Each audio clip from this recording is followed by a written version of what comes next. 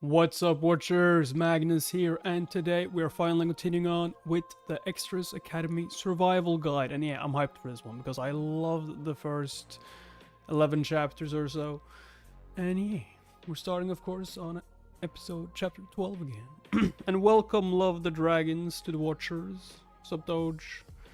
If you want more content, YouTube members, Patreon in description. If you want to be notified when I'm streaming, you should join Discord in description. But yeah, let's freaking go. Shit. Sup, Basilica? Sup, bro?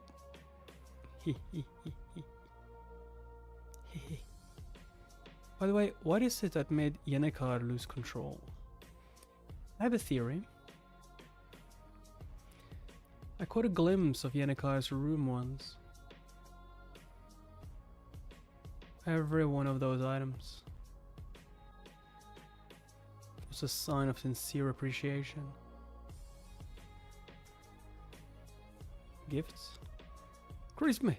Everybody loves Christmas! But despite how large her desk was, there was no space for her to place even a book or two. The writing pinned to the wall weighed her down like massive boulders. You can do it, Yennekar. You're amazing. Good luck. I'm rooting for you, Yennekar. You're the best, Yennekar. I want to marry you, Yennekar. It would have been easy to avoid this weight.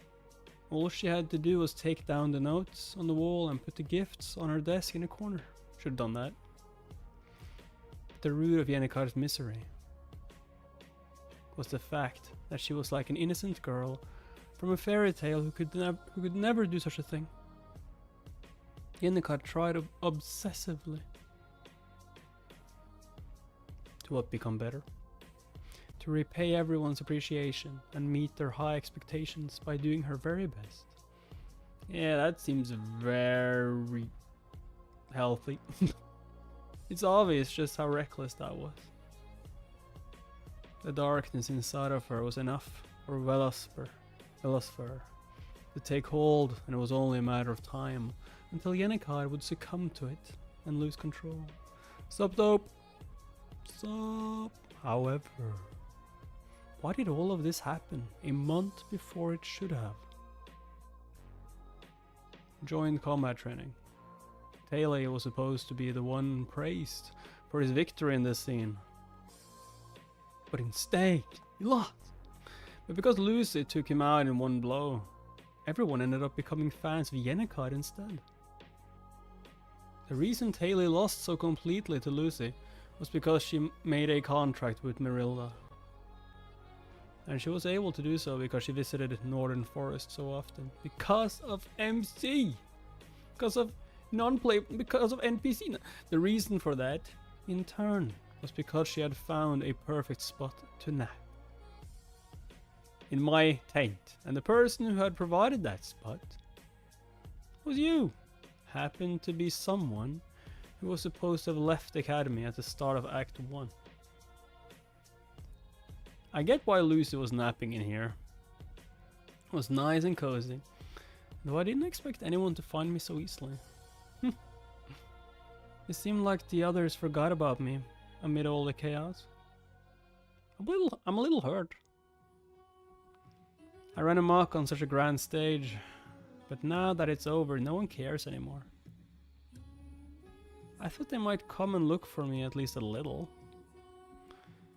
It's your own fault for hiding in there. I guess I can't deny that. I didn't expect anyone to find me this quickly. I wanted to stay in there for a while. Why? The fakest smile. Because I wanted to bawl my eyes out.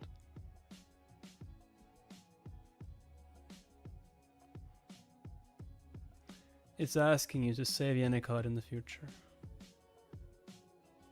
The Spirit Wolf's request. It almost sounded like he wanted me to keep this from happening to Yennekar. But there's no way I'm the only one here who knows the future. I'm sure the wolf just figured that the person who didn't seem to care about Yennekar, when everyone else was fawning over her, might actually be someone she could lean on. In the end, Yennekar, Pale Rover, failed. She had been trying to make a contract with another high-ranking spirit, but because she was too careless with her summoning, it had taken control instead. She ended up being consumed by a dark spirit and destroying the education district. She had studied day and night to improve her magic, had always met her family, fellow students, and teachers and their sincere encouragements with a smile, and had tried her very best to meet their expectations when no one was looking. Each step of her journey was beautiful because of how much effort she had put in. And so, paradoxically, even her failure was beautiful. Hey Yennekar! I'm not sure how comforting my words will be, but you did great.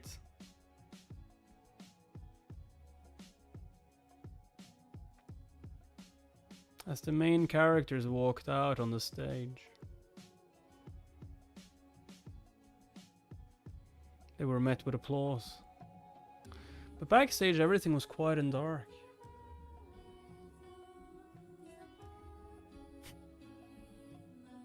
Yo. The protagonist, every move overshadowed what happened to the final boss of Act 1. I've replayed Act 1 countless times.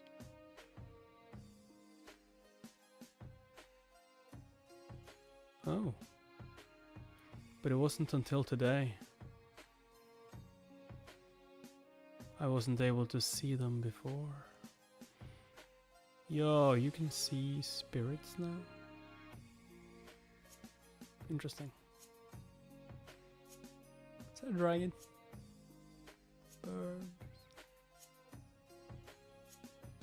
Is it the wolf? No.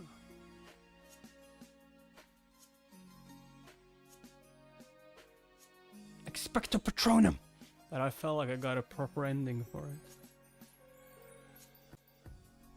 Spirit type magic, spiritual resonance level 10. Spirit type magic, spiritual understanding level 10. Oh, is that why I can see them? The low ranking fire spirit Elgo shows interest in you. The low ranking wind spirit Rise show interest in you. The high ranking wind spirit Merilda shows interest in you. Hates you to the very core. Shows great interest in you. Wait, what? Does that mean I can use wind magic now? No. God fucking damn it. It's been 10 days since Yennekar's disciplinary hearing. So, Emmanuel, what is the dove giving her for powers? That's my question, because they're not known to be strong. I mean, doves, the wind, although I feel like most flying spirits are probably wind related, so... maybe pooping. Yes, poop all over them. Yennekar pleaded guilty to everything and stated that she would accept any punishment they thought appropriate. However, they wouldn't give her any. Even during the first round of the hearing, all of Yennekar's friends and supervising professors stood up in her defense. Yo, that's only happening in the movies. That's only happening in the manhwas, the webtoons. In the second round, Penya declared that the palace would not be charging Yennekar with an attempt against the life of a member of the imperial family. Of course, and testified that Yennekar had been mind-controlled by Velosphere, and had therefore not intended for any of this to happen.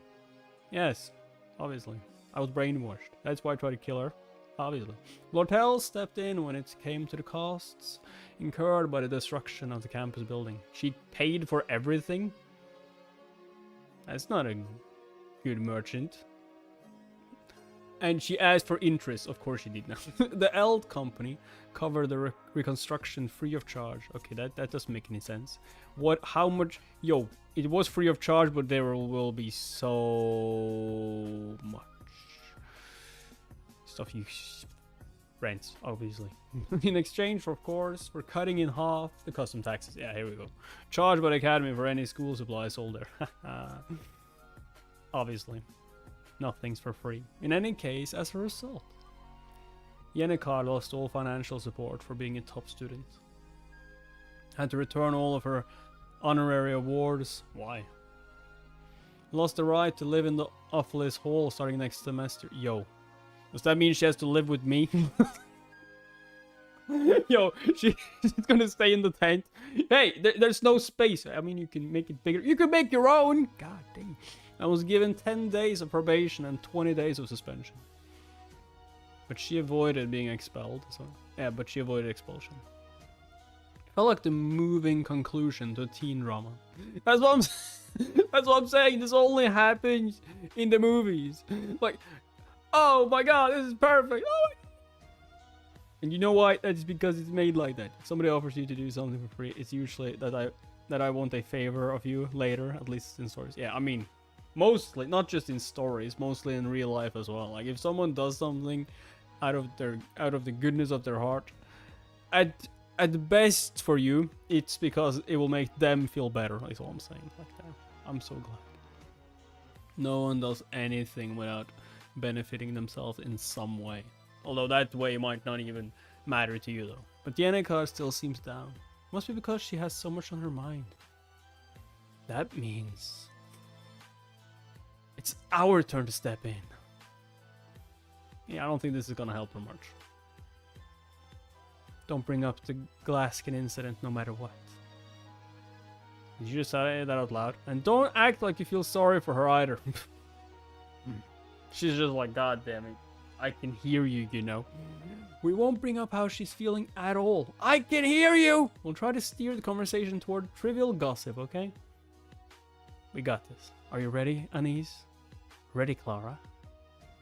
Let's do this, Yennekar. Why do you think there's such a big difference between liking someone and loving someone? Wait, what? How did we get to that subject? Where's this coming from all of a sudden? Yo, she in love. She in love. And you know it who? Oh, this is about a friend of mine. They're just like a friend. And you're talking about the difference between liking someone and loving someone. Oh my god, she's in love. What? No, I'm not. Yes, you are. The other day, she dreamed about... Oh, yeah. It's my friend who has a problem with liking or loving someone. And yesterday, she had a dream about flowers. What? She's in love with her 9. What? In stick armor. Hello. Yennekar. Yo, no! There is no way MC would ever do that. Yo, he would make like the ugliest faces like, what are you doing in my yard? This would be just like an SEO. When Pina is getting killed.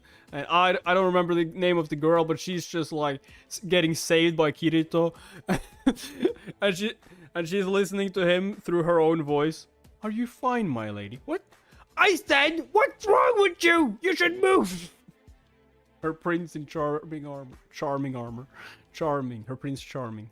I made this for you, Ed. Of course you did. Look at me. On my horse. I'm on a horse, motherfucker. I'm on a boat.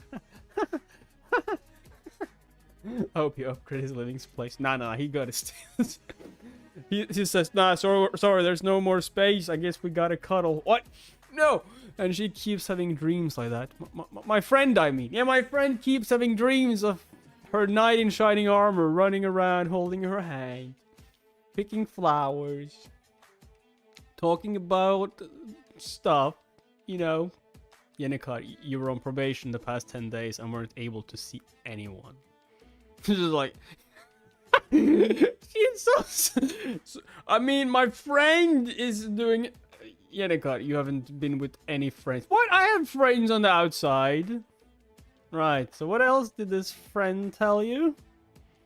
She said that when she sits in her room and stares at the wall, his face keeps coming to mind. Oh,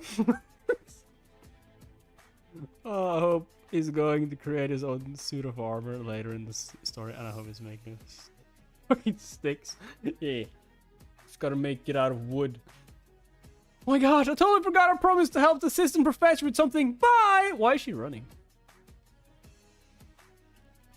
Annie! Don't leave me! See you! I need to approach this matter slowly and carefully, so that Yennekar's sensitive heart doesn't get hurt in any way. If I'm not careful, the whole academy will know about this in a heartbeat. Yennekar Pale Rover, in love, that gossip train will be unstoppable. Yennekar? Maybe this isn't as complicated as you think. Liking or disliking someone. Feelings like that are pretty hard to explain, right? You think so? Being true to your feelings is probably best for you. I mean, for your friend. It's probably best for you.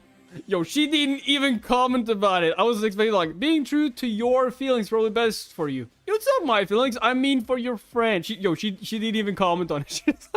I mean for your friend. Yeah, you're right. I knew I could count on you, Clara. I mean, could count on you, Clara, for my friend, obviously. So cringe. Also, you should be careful about bringing up such delicate matters. It might make both you and your friend look bad if you talk about it too much. What? Why? Oh, you're right about that too, Clara. I didn't even think about that. I stopped the rumors from spreading. Thank you for listening to my dilemma. I should get back to Ophelis Hall to write my suspension report. Why are you happy about that? Okay, I'll just sit here for a moment. I have some things to think about. What the fuck do we do? I did it, honey. I saved us. I mean, yeah, I love this series so far. It's one of the better ones, honestly. The ones who try to compare this with I killed the main player or something, like, nah. Not even close. Like, this is so much better. At least on the first chapters that I've read. In the past, I would have saved up every coin I had. But since I don't have to pay tuition next semester, thanks to Pena putting in a good word for me. Pena. I can make my own hut now. Yo, is he gonna build his own cabin? Let's go. Yo, those are some big ass nails though, if that's what it is. Or is he going to put up a tent? I bought some tools with the gold coins I was given. Wait, what's she doing here? I've been avoiding her for a while. Why?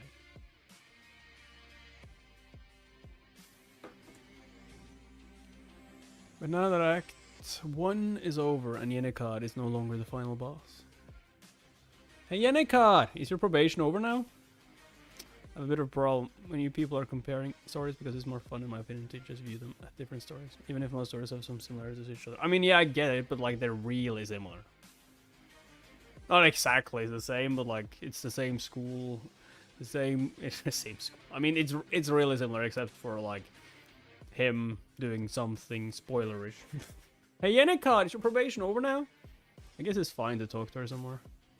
It's very difficult nowadays to be original when making a story because most stories have been made. I mean, yeah, of course, and I completely agree with that. It's just like this has way more quality. This has way more depth to the characters, in my opinion. But like, hey, that's just my opinion. Oh, yeah, hi Ed. Hi Ed. Be true to my feelings.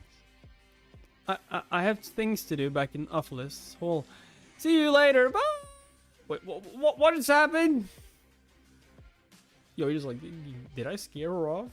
The task was too difficult for Yennekar. Ed Ross Taylor, the terrible person who managed to drive away the kind-hearted Yennekar. So I'm saying, like, did I scare her away? I guess that's pretty amazing in a way. Alright, never mind that. I need to get busy too. I need to create my hut. Come on. Where do I even start? God damn it. All I have... okay, I need to saw down some trees. Yo, you don't have many nails. Finally time to build a cabin for myself. He is gonna build a cabin with the... Wait a minute. Let me see the material. My dude has a hammer, a saw. Are those nails? And what the hell is that on the back? What is behind the saw?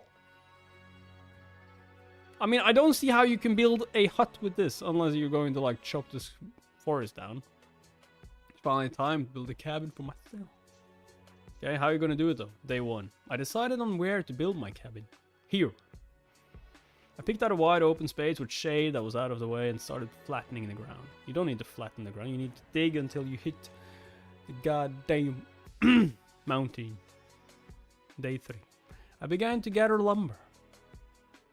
This went very smoothly, seeing that I had trained my wind slash attack so much, okay? Day 6, as it was time for the end of semester evaluations, I paused my construction for a bit. Practical B+, B, C, B, A, B+. Written A+, A+, A minus. Oh my god. Emotional, damn, no. I did pretty well on my written exams, and while my practical exam grades still needed work, I had improved greatly, considering how bad my grades were at the start. For some reason, Yennekar keeps avoiding me. They're just like, you making it too obvious, girl. Making it too damn obvious. Her friends, Clara and Anise, keep giving me warning looks, as if to tell me not to go anywhere near her. I mean, I try. I don't intend to anyway. She's the one who always gets close to me. I just go to the school. Day 18. I almost gathered enough wood for the cabin. I began to wonder whether anyone had ever trained their wind slash attack as much as I had. Day 20. Our semester break began. I was now able to spend all day at my camp. Yo, he is actually building something here, although... Where the fuck did he get the rocks from? Did my dude get cement? Concrete? Like, what the hell? Also, are there not going to be anything under here?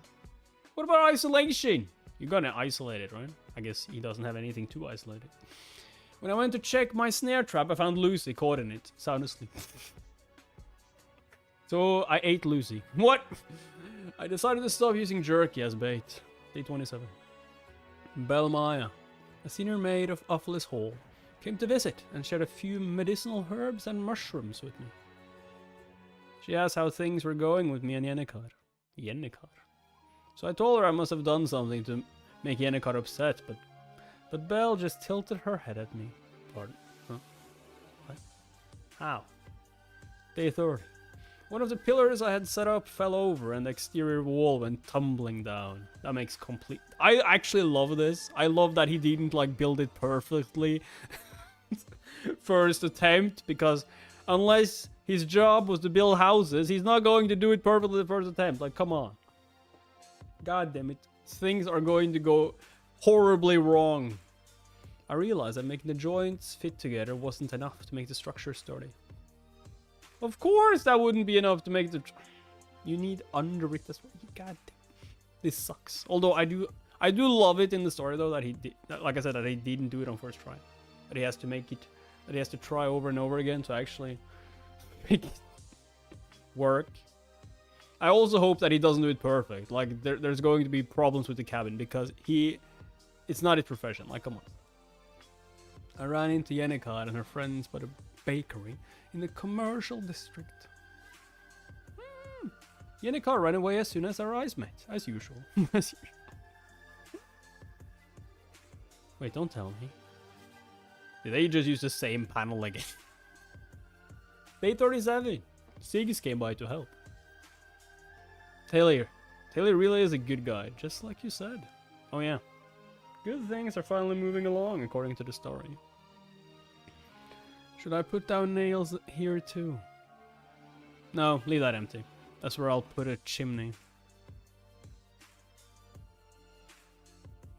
My dude's gonna build a chimney as well, obviously. How do you know how to build this, by the way? Fail. Learn from failures. Doesn't look bad. I don't have flooring, and the walls are still drafty. I love it! Yes! The cabin I made was a crude structure made from nothing but wood logs. But it had an exterior wall and a roof. If I close the doors, I can keep the bugs out. I mean, you're still going to freeze to death in the winter, but yeah, that's fine. I don't know why those protagonists are so oblivious when it comes to love.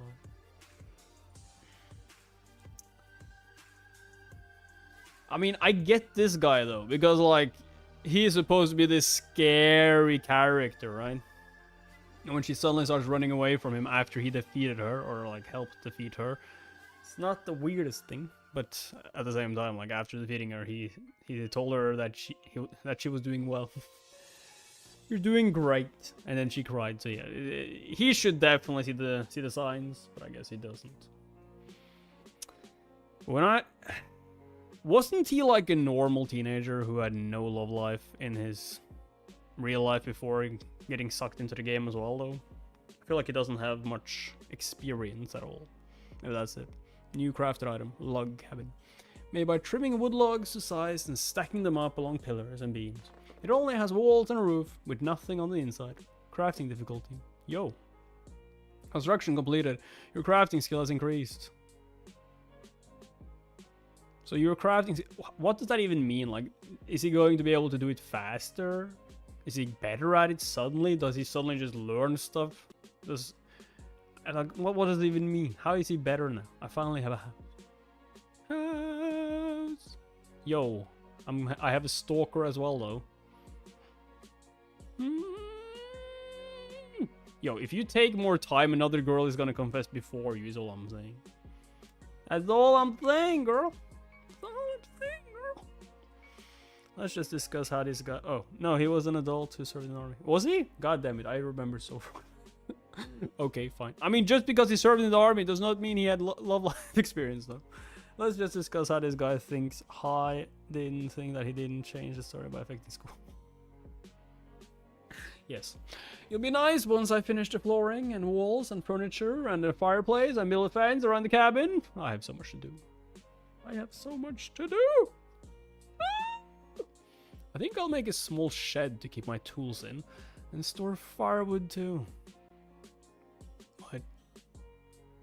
This isn't a cat tower, you know? Stupid Lucy. Hello, Ed.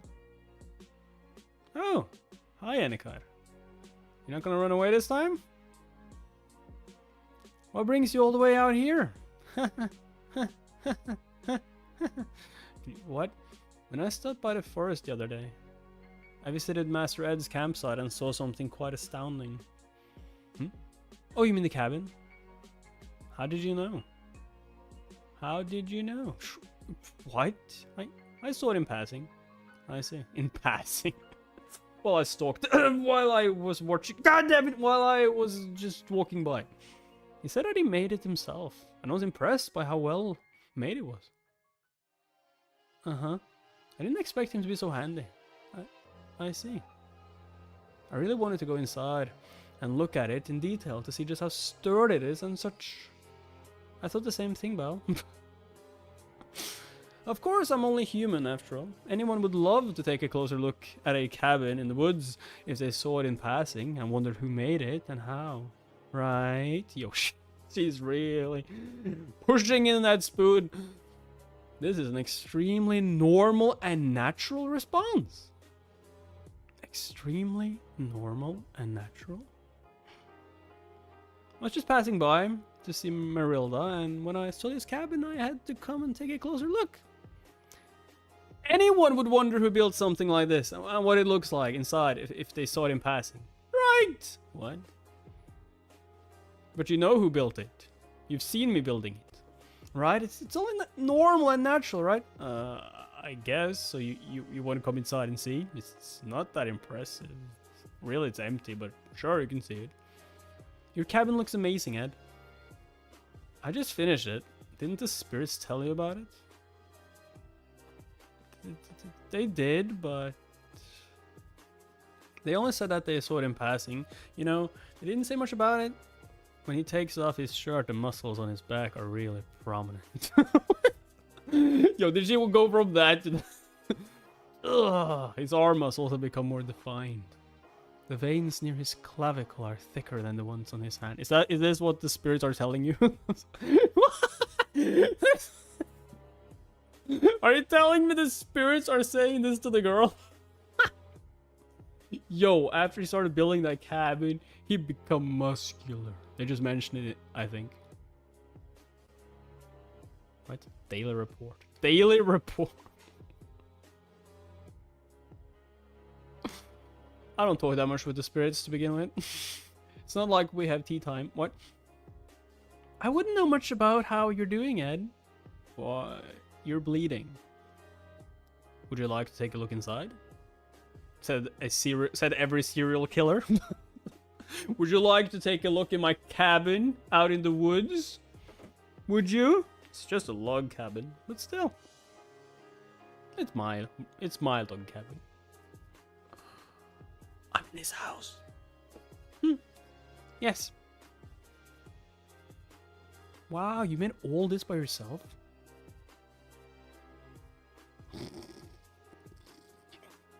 Whoa.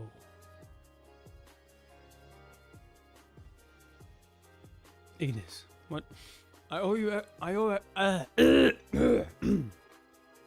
everyone a huge debt. I didn't expect the princess or Lortel to step in and help so much. Some of my friends have offered to lend me money for my tuition too. So how do I repay everyone? Sup? If you can't, just don't. The idea that you have to repay every single favor is old-fashioned anyway. Wow, I never thought about it that way. That's right, this is what Yennekar is like. This is chapter 13. We are on episode chapter 13. But yeah, if you're not getting notifications usually, join Discord. In description. Free. There you'll get notifications when I stream. So yeah, join that. This is what she's like. The whole reason things went so far was because she was weighed down by everyone's well-intended expectations. But most people wouldn't realize that. The reason she made the decision to move from the luxurious of Offalis Hall to Dex Hall, the oldest dormitory on campus, despite people offering to invest in her education, was probably because she didn't want to owe so much. But the students in Offalis Hall get their own rooms, while each room is shared by at least 8 students in Dex Hall. Having to deal with the admiring gazes of her friends all day long has to be like being chained down in prison. I mean, that's a stretch. Am I right? That's a bit of a stretch. Oh, people liking you, it's like a prison. I don't know. I feel like prison's better. Way to undersell prison. In the end, the root of her problem hasn't been resolved at all. The vicious cycle hasn't been broken. If you ever want to be alone, what? Come here? Then she won't be alone. Is that what she? You can visit anytime. That's not being alone. I'll just leave my cabin so you can be here alone by yourself. I'll let you be. Oh, I see. She can come here and just stay and you won't bother her. That's what she meant. Okay, that's fine. That makes me really happy. Hey Ed, if you ever find yourself in a bind or in need of help, I hope you turn to me. And when you do, I'll do my best to help. I promise to help you. A bind, huh? Yeah, there definitely will be one. The second semester is about to begin. We are probably getting close to the start of the second act of the game now. The Sage's sealed tome. The great sage Sylvania's records of celestial magic. Celestial magic is known as very complicated, high-level magic that can bend the natural laws of this world. This worn old book. Is at the center of the incident. It really does look expensive. That sweeps across the whole academy. But thank you for saying that. But that won't be necessary. It won't matter. because I have nothing to do with it. Like, at least for me. At least for me. You'll have to go through a lot soon, Taylor. Yo, he thinks Taylor has to figure it out. Probably has to be you for some reason. Doesn't have anything to do with me, but it will definitely suck. Good luck. Good luck, Taylor. You can do it. I know you can. I believe in you. Sylvanus failed Swordmaster. Episode 2. The occupation of Offless Hall. The students qualified to live in Offless Hall are guaranteed a life of luxury. They're given the right to pick their seats before the other students, can have meals whenever they want, and are assigned personal maids. The privileges are in a league of their own. This is where trouble breaks out. As the semester break came to a close and it was time for the students to return to campus, a torrential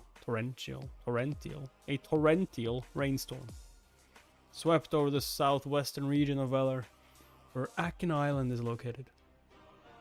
The academy provided carriages and boats for the returning students, even allowing them to arrive a few days late without repercussions. But this was limited to the students of Offless Hall. The students of Dex Hall, who had to ford through the rain to get to campus, were anxious about arriving late and receiving the demerits for it. Were so angered by this incident. What, did they go to your place? Burn down the cabin! That they finally snapped. We're gonna burn down the school. Burn it to a crisp! Of course, all of this. Proposition for aiding the students commuting to Offless Hall. What? The rain. It's even worse than I expected. Was planned by a certain merchant. The merchant made contact with Villain, the representative of the underachieving students ahead of time. Villain, really? Villain? A little bit on the nose, isn't it? He was intent of exacting his revenge against the Academy and Offless Hall. The complaints against the Academy were at an all-time high, as long as the underachieving students and the regular students are given enough of a reason to become enraged. Villain, skilled in instigating a mob and making speeches, would do the rest. The reason already existed. The extreme difference in treatment between the elite students and the regular students, who had to walk through the rain to get to campus. The proposition that suggested that the elite students of Offless Hall be given a grace period of several days to get to the academy. The head maid who governs Offless Hall and several of the academy administrators are already on Lortel's side. They will support her proposition without hesitation. At this point, it didn't matter whether or not the academy would have agreed to the proposition to give the elite students these privileges. The fact that this was even on the table was enough for the regular students to be enraged. The incident had to be as big and noticeable as possible. Numerous works of art that belong to noble houses and powerful families are displayed in Offless Hall. And the wallpaper carpets and hardwood furniture were all made by master craftsmen. The more property damage, the better.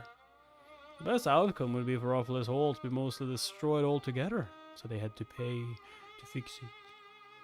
If the enraged students were to go all out, the academy, already in financial trouble because of the glass scan incident, would become desperate, which would give the elite company a huge advantage in the negotiations. Currently, ongoing over the sale of the Sage's Sealed Tome. The Sage's Sealed Tome is a magic book, significant enough to be called the heart of the academy. But those at the end of their rope are willing to put something that important on the table. When will the rain stop? There was no sign of light among the dark clouds. It was just like the sky she had looked up at between the tattered roofs of the slums.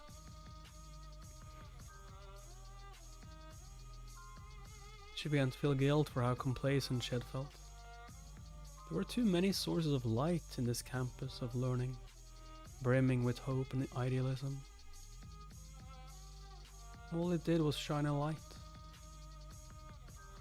on just how much darkness had seeped into her while she had lived in it. The countless schemes strewn across her desk were proof. The traces of someone who never revealed their true thoughts, and always sought to trick others and suspect them. She had changed in an effort to adapt and survive, but that didn't change the darkness rooted inside of her. And so, she sought out others like herself, as if compelled by something. Even at Sylvania, which was filled with bright and hopeful individuals, it was possible that someone would approve of the efforts made by a nasty sewer rat. As long as she leaned against this futile hope. How lonely. Her nature would never change. In order to survive this small reality, Lortel always used the same strategy. She was always the one covering up the grim truth behind the stage. There was a name for such a person. Cleaner. The mastermind. We won't tolerate this treatment any longer. This is a place of learning. We should be treated equally, especially when it comes to our grades. In the original game, the occupation of Offaly's Hall, answer our demands, has to be stopped by the protagonist, who has to stop the rioting students instigated by Lortel. But for some reason, he's not here. Oh no, what's happening? I need to report this to the head maid right away. Several mid-bosses aid the rioting students and get in the way of the protagonist throughout all 5 floors of Offaly's Hall. Decoy Totte, the mid-boss of the first floor. Totte, who made fun of Taylor for failing his classes, was easily won over by Lortel after experiencing a humiliating defeat against Taylor and his friends. His role... What's going on? Who are you? Is to take care of the newbie maid who guards the first floor. Open the doors to Offaly's Hall.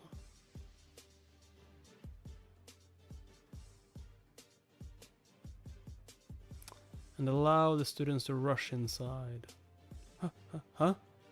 The doors have opened. Let's get inside. Yo, they're just like, you know what? Fuck it, let's go. Let's make our voices be heard. Standing in the way of the protagonist and his friends once the other students get inside.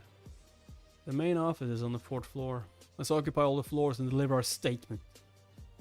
It's the role of Decoy Totte, made the boss of the first phase of Act 2. It's the person Lortel recruited.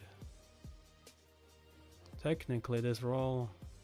That's right, I'm in charge of guarding the first floor. Should have been Totte. Was supposed to go to Totte. But what am I doing here?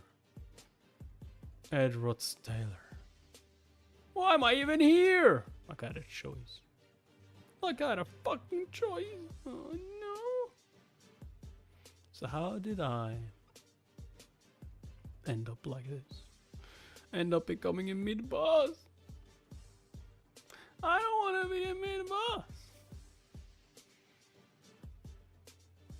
God damn it. Sorry for that, but you never had a choice anyway. Like, never had a choice anyway.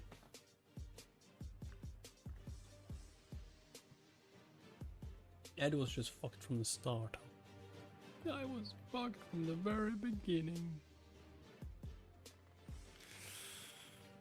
To explain how I ended up here, we need to go back to what happened 2 days ago. Time left before the incident at Offaly's Hall. Combat skill details. Rank, combat beginner. Specialty, archery. Bow skill, level 6. Vital points, snipe level 3, quick shot level 2, retreat shot level 1, sense of aim level 2, field of view expansion level 1. Not bad. Once again, I am reminded that I have no talent. Damn, badass. That Edward's Taylor has very little talent when it comes to combat skills. I've been forcing myself to use a bow whenever I go hunting. But even after a whole semester and a half of the break, my archery skills haven't improved much. More importantly, these days. Various guests have been stopping by more regularly than before. Good morning! 1, 2, 1, 2. Feels like more and more people are finding out that I live in the northern forests. In a cabin by myself. Yo, why are you looking at me like that? I'm just trying to shoot this goddamn deer. In any case, among my regular visitors, there are 3 noteworthy individuals. Is it Lucy? Is it Yennekar? Guess number 1 is a genius mage. Yeah, Lucy. Who visits at random? Someone just teleports and destroys my roof. Ooh, you have a door now. Let's make a back door too. No. Hey, are you going to build a chimney too? Get away from my house, you parasite. Goddamn hobo. Did you make the window panes? Panels? Panes? Window panes out of glass. This cabin won't collapse, will it? I guess I shouldn't use too much magic near it. You should make a window in the ceiling too. Why would I make a window in the ceiling? No. Guess number 1 is difficult to control, obviously. Actually, welcome guest number 2. Ta-da! I brought some eggs. Belle said you'd be happy if I brought you some. Yes, actually. Thank you. She's the top of the 2nd year class and quite a talented elementalist. If you add boiled salt water and then stomp on your laundry like this, it gets nice and white. Isn't that amazing? My parents would do this a lot whenever our clothes got really dirty at the farm. And after I told her she could visit whenever she wanted, she visited all the time! She never left! She really started coming by every day. And would chat with the spirits or help me with a few chores here and there. So she's basically your wife at this point. I'm extremely grateful to her. You are the best, Yennekar. You know so much. Whoa. Huh? I was complimenting her. Oh, by the way, while she seems easy to read at times, how often does Lucy visit your camp? Whoa, yo, she jealous. What, you think I like Lucy? Ha! Yeah, I don't like children. What? Sometimes I really don't understand her. In any case, she's guest number 2. You're not gonna answer her? How often? I don't know. She comes at random times all the time, just teleports, sleeps on my roof, sleeps in my... Yeah, I'm not gonna say that. In any case, she's guest number 2. And the main reason I brought this up... Oh my, you seem busy. Let me guess. Guest number 3 is Lortel, huh?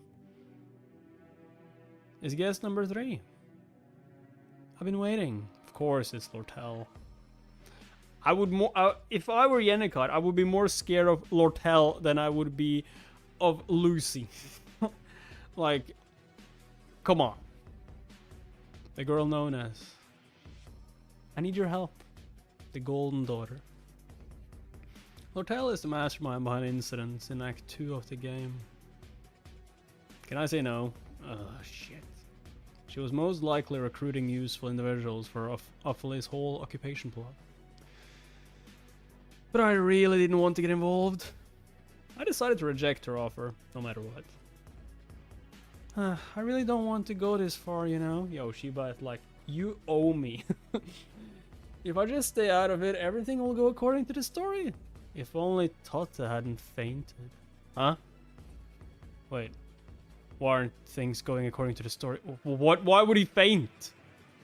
Tell me everything. That's right. Totte was supposed to pick a fight with Haley. Failing student like you defeated Glasgow. Yeah, right.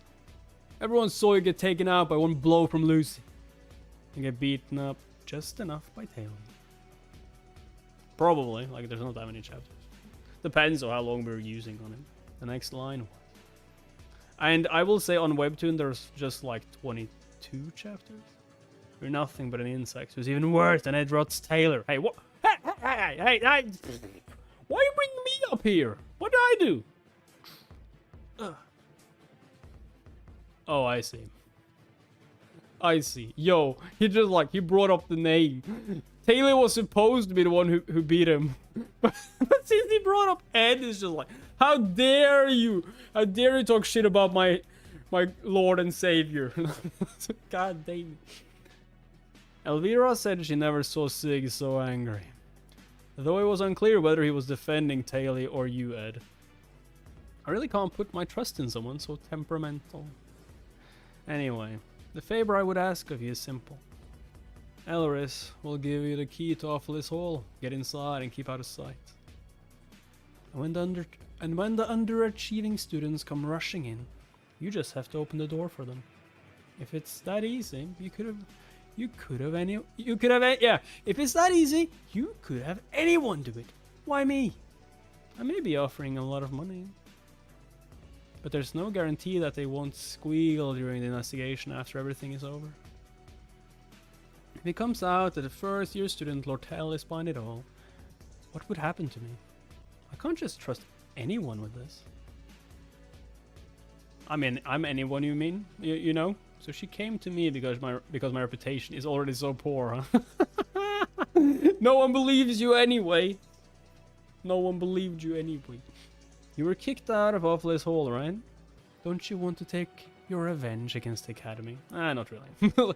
I wasn't really the one being kicked out. It was more like Ed Roth's telling you are Ed. Oh yeah, right. Sorry about that. I mean, sure. I'm not interested in revenge. Yeah, I don't care. I have my cabin now, but still. I'm willing to listen to your offer. I just have to play it loose. 20 gold coins. 40. Before the story gets derailed.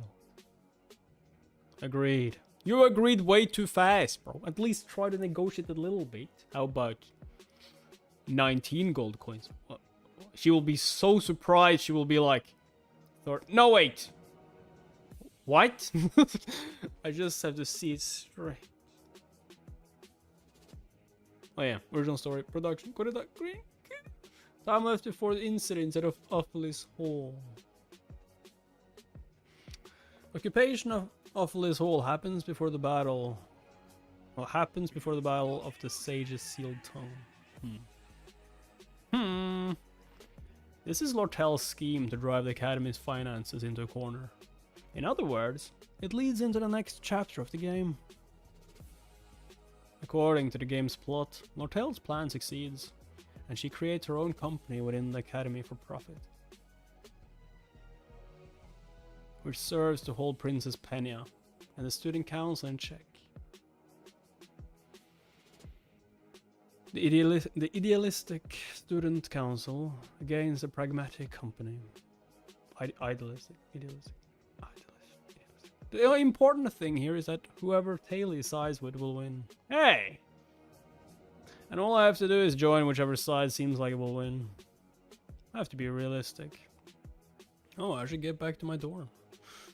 I thought the rain would have stopped by now. Huh. I mean, you could wait. Must be hard for you, Ed. I can visit you and feel like I'm on a camping trip, but you need to stay out here even when it rains. I mean, you can stay in the cabin though. It's not so bad once you get used to it. And I've been living here, you know. For a year. I don't know how long it's been living there, but it's been a while. Come to think of it, I need to start getting my things out of Awfulest Hall soon. I guess it's time. The break is almost over. I have so much to get rid of. The X-Hole is a lot smaller than I expected. So let me know if you need anything, Ed. You could use a lot of things, right? Right. I have some extra blankets, pillows, a clock, and a lantern I could give you. I have a bunch of other daily necessities and stuff too. Why is she being so nice to me? Throwing them away would be a waste and a lot of effort. The furniture belongs to Awfulest Hall, so I can't take any of that, but still. That sounds good. Okay, then I'll bring it over once the semester starts and I leave Awfulest Hall. By the way, is Lucy always like that? Sometimes. The ridiculous amount of power Lucy possesses certainly comes to the prize. She's an airhead. She has been running from her fate with the excuse that she's too lazy. It's been years since she turned her back to her destined fate. But on a rainy day like this, even someone as carefree as her is forced to reflect on her decisions. She acts like that when it rains. Don't worry about her, I just ignore her. I see, so you're really indifferent when it comes to Lucy. Of course I am.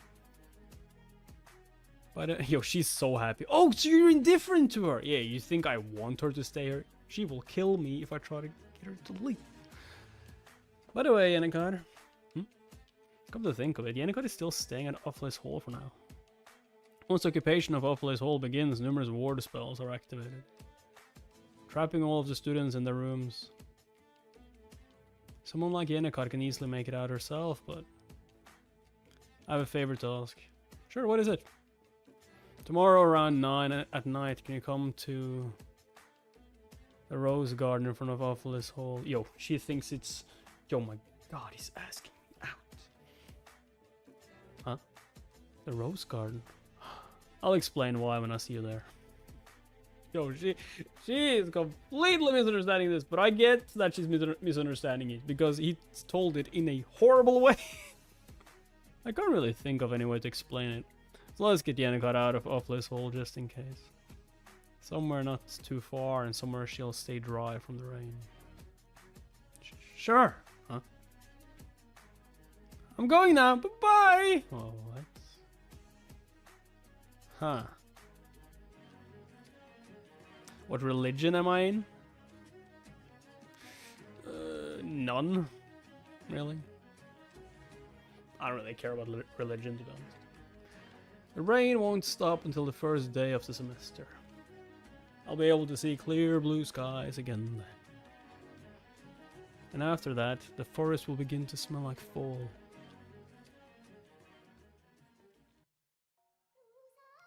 The long break is about to end. Time left before the incident at Awfulest Hall. Huh, I need more training. I need to stop getting so swept up by my anger. Sigs. Eifelstein. Magic Dwarven. I didn't think Elka would get so upset.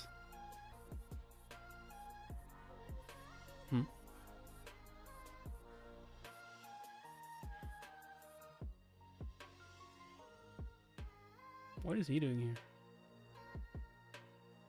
Where are the other maids? There are only a minimum still working. The rest have gathered in the meeting room. The head maid has summoned them, all with the excuse of making an important announcement. The plan is to lock the door and trap them in there. Everything is much easier since the head maid has been bought off by Lortel. I've also prepared the item you requested.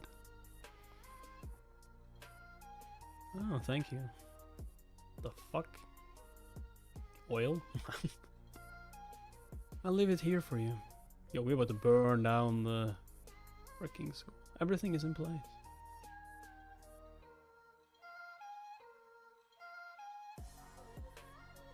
The occupation of Awfulest Hall has begun.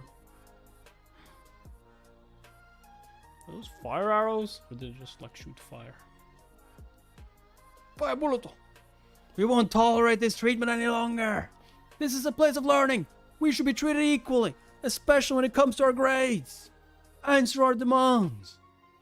Belaine, representative of the underachieving students. Underachieving. Are you sure there's underachieving or just not nobles? Like what's underachieving? Huh? The doors have opened. Let's take over Awfulest Hall! Sup, SS Sandy won't spoil children for real. Let's go! Let's burn down the freaking school because I got an F in chemistry! What?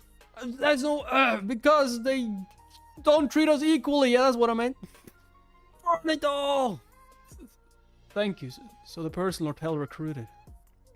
Hey, I'm here for the money, nothing else. Was you, Ed Rutz Taylor? I can say that.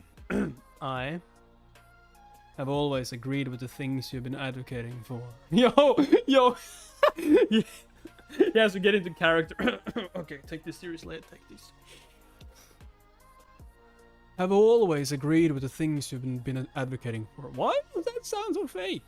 I have of course been enjoying the luxuries of Offaly's Hall, but once I was kicked out, I finally realized just how privileged my life had been. I'm such a fool. I judged you unfairly based on nothing but rumors. I had no idea you were such a good person. You really played a huge role for us. We couldn't have done it without you, Villain. You're to blame for all of this.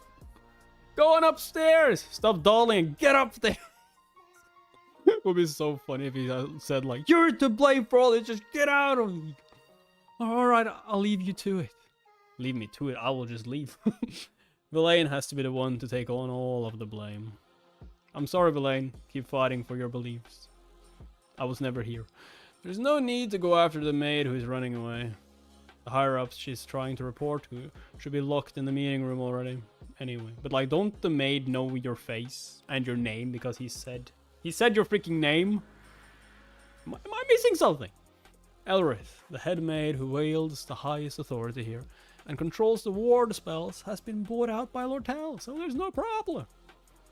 Ward spells activated. And the spells that are supposed to protect the students. What's going on outside? We just have to wait it out, right? Yeah, let's just wait it out. I smell fire! Ah, it's fine. We will wait for the teachers. There's smoke coming under the door! Should we like break a window and try to escape? Nah, trust the teachers. Trust the process. I'm getting carbon monoxide poisoning! Nah, trust the process. Oh, actually, lock them in the room. Everything is going according to the story. And now the mastermind behind all this. Oh my, things have started out much flashier than I thought. Just as I thought. I knew I could trust you, Ed. Huh, takes the stage. I mean, of course I'm trustworthy. What else? Even my socks got drenched. This is why I hate the rain. Uh-huh. So you were watching from outside, huh? Lortel.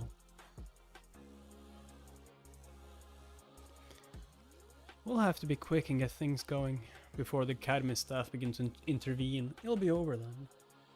Yeah, I'm not gonna help you with that. Sure, good luck. Ed, this might sound like a strange question, but have you ever killed anyone? What if I have? No. Me neither. Then why did you ask me that? But I've done a lot of things that are almost as bad. Okay. I needed to survive, you see. In order to survive, she ruined the lives of others. I mean, I already know that, all of that.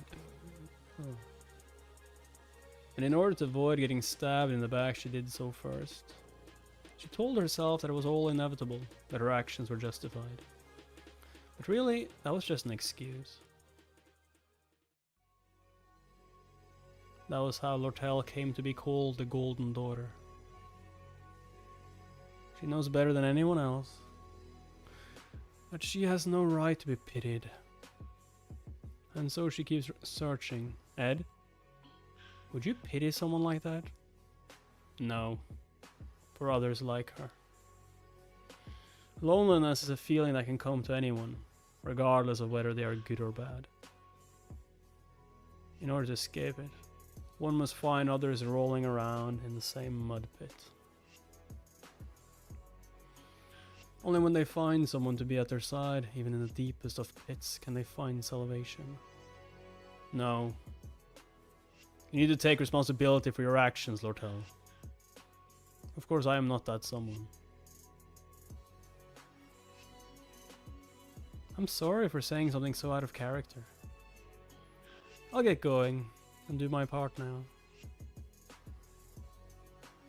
There isn't much time. Bro isn't gonna fall for some NPCs. But he is! No, I'm joking. I mean, he probably stuck in the game forever anyway. He must choose one. At least. Lortel is about to discuss the next stage of the plan with Elris. They'll decide to aggravate the situation by overloading the ward spells in Awful's Hall. After handing over the trigger to Villain, a representative of the underachieving students. Do you have to like completely say it underachieving? Can't you say like less privileged or something? God damn it. And Villain, after receiving all of the magic power contained in the countless ward spells throughout Awful's Hall, what? Will explode? Lose control? Becomes the 4th floor boss. Of course it does. The key to this fight is taking down Villain as soon as possible, as he is overtaken by the overloaded spells. He's like, but that's not my problem, that is Taylor's problem. And why do I feel like Taylor, for some reason, is in his room when he wasn't supposed to be? Taylor's just like, why aren't anyone defeating the boss? Where's Taylor at? Taylor's stuck in his room. He's trying to get out, but like, he can't. He can just go out the window. Yeah, he doesn't get that. All I need to do now is wait for Taylor to barge in. Once I hold them off for a bit before letting them win, Taylor will proceed upstairs. I'm just gonna sit there. I doubt I can get through this scuffle without a few injuries and bruises, bruh. Taylor ain't gonna show up. He's just gonna sit there and gonna be fire everywhere. Taylor! Shit, do I have to get him? God damn it. Imagine all the students already jumped out a window. I thought I can get through this scuffle without a few injuries and bruises, obviously. But like, jump out the windows. Like most of them can use wind magic. Just like use some magic to get downstairs. That's a necessary sacrifice. Necessary. Blonde to blonde person. I would say I'm closer to brunette than blonde, but like, whatever. The Rose Guard. Yo, he forgot about a carriage this late at night. Someone really important must be here. Do I need to leave? He doesn't know about this, does he? Something came up, so I might be a little late. I'll try to hurry, so please wait for me. I'm sorry. Dude, he actually messaged her. At least he didn't completely forget about sure, Kirito. Kirito? Okay, I'll take it. He just left this note behind. Could he be preparing something for me? Nope. More like he busy. The golden carriage didn't matter. The girl was not going to leave the rose garden no matter what. She had hardly slept the past 3 days. Trying to imagine what the boy wanted to discuss. 3 days of sleepless nights, and he's just going to like talk normally to her. What did you want to discuss? I don't know. Though she felt guilty about it. Yennekar had continuously heard about how Ed was doing from Marilda. His abs. Lucy wasn't the only one. Princess Pena, Belmaya, Siggs. Even Lortel were sighted leaving Ed's camp. The fact that most of them were girls made things worse. Oh no. Oh no. And so the girl decided to wait, no matter how long it took. It took a week. He still wasn't there. She's still sitting there. Classes have started. Nah, I'm sit here wait. The girl decided to wait no matter how long it took. Maybe I shouldn't have worn this persimmon flower clip. The Cosmos flower would have looked nicer. I don't think he cares, just whatever. Maybe I'll just run upstairs really quick. She decided to wait for the boy after swapping out her hair clip. The girl headed toward Awful's Hall. Oh shit. And then she's gonna meet him. Is charging into Awful's Hall really the right decision? you have any idea how expensive all the medicinal herbs I hung to dry in my room are? Wouldn't it be better to wait for the academy staff to take care of this? If you don't put a preservation spell on those herbs in time, their properties change. The tiniest difference can make or break an experiment. Do you have any idea how hard that is, Taylor? Ayla, would you stop her, please? She's about to storm in there alone. What if we just let her? Elvira is the top student from the alchemy department, so I'm sure she can take care of herself. It's those underachieving students who will be in trouble, not Elvira. She starts throwing reagents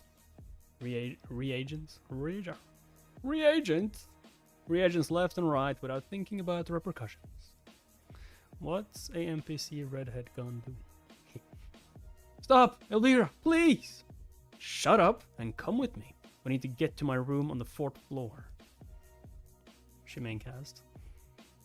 I feel like most of the girl are like secondary heroines at the moment. You have Yennekar. You have Lortel. Even Pena maybe, although Pena hasn't really been much on there. And Lucy, nah, Lucy ain't in that category. So we just need to get to your room, right? You won't do anything if we do? That's right, I just need to get to my herbs. If anyone stands in our way, we'll charge through. Alright. Huh? Is that Ed?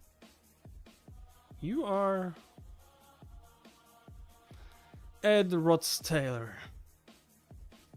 Dun dun dun. Or you not, Bliss Hall? It's clear the students have passed through already. The furniture has been upturned. I thought Elvira was in on it. What the hell? And he's got his back to the stairs.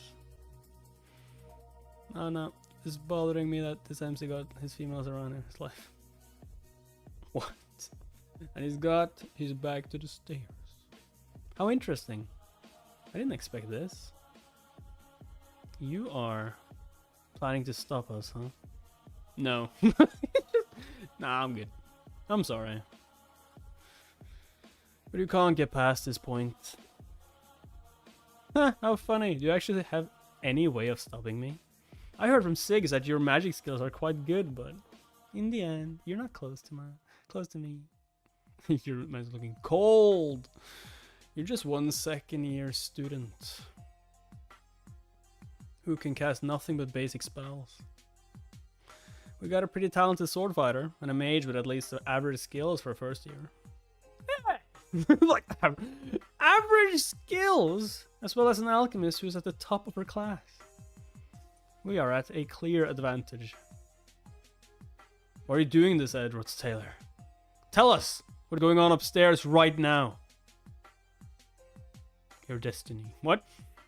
In that case, I'll have to force you to talk. Throwing a chair. Yes, use the chair. Chair jutsu. Let's go. Huh? Judging by that flow of mana, that's beginner magic. Average is better than 50% of all mages. Ain't that bad. I mean, it's not. It ain't that bad. It's like it's the way you say it. I mean, we have an above average mage. You could have said it a bit nicer. As a mage who is weak in melee combat, he'll most likely go after Taylor. Why do you think he's weak in melee combat? He's not.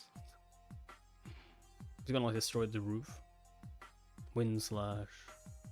Oh yeah, his wind slash is like above everyone's wind slash. That's true. Chandelier. Huh? What? How? I can't be defeated by a chandelier! What was that noise? What's happening out there?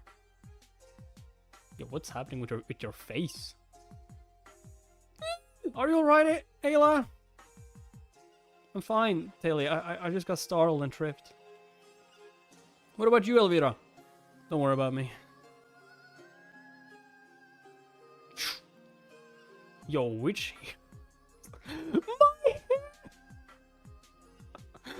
She's gonna kill you! She's gonna murder you! Why would you go after the hair? He just like, ah, shit. What if I feel like that wasn't on purpose? My bag. Yo, you care about your bag more than your hair? Yeah, well, it'll grow back. So you're serious, huh? I mean, something's definitely happening upstairs. Nah, I'm just bored.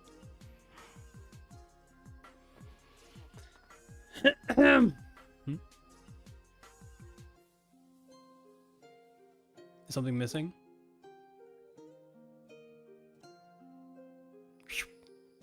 Ignite. Yo, he burned. No, okay, no, he didn't burn them. Okay, I was like, he's gonna burn all your potions. Nah, I don't need to. The battlefield's been set. This is bad.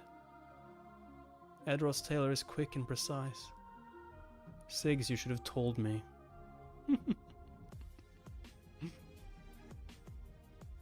Yo, okay, that's badass.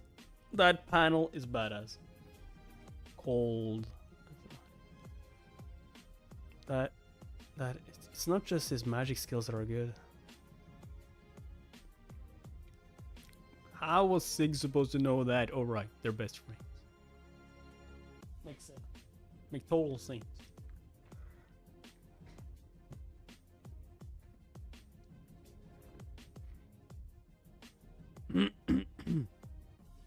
Lightning. There we go. Loading. Loading.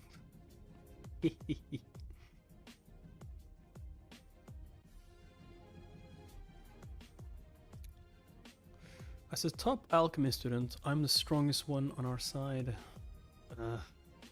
The critical weakness of the alchemy department. What? When you lose your gear, you fucked? Ha! Is that we barely have any combat skills. Yes. Without relying on magic items or reagents. Yeah. Most of the alchemy students carry around magic items in the form of rings or necklaces just in case. But I never expected a genius like me to need something like that. And I couldn't be bothered. Don't tell me. Yeah, I knew. He actually considered all that. Did he make the chandelier drop? Of course he did. And put up a wall of fire? Why wouldn't? Did he do that? Yes, he chopped it. Yes, he put up a wall of fire. Did he? Or is someone else doing it? And put up a wall of fire? Just to target my bag? I mean, yeah, pretty much. No, then he would have just targeted me, not the bag. Besides, this guy. It's just Edrod's. It's just Edrod's. Yo, the disrespect. The disrespect! How dare you say that to me? Oh, no, you did not just say that. I still have something left, you know. A rabbit, a wabbit, a flying wabbit. It's wabbit season.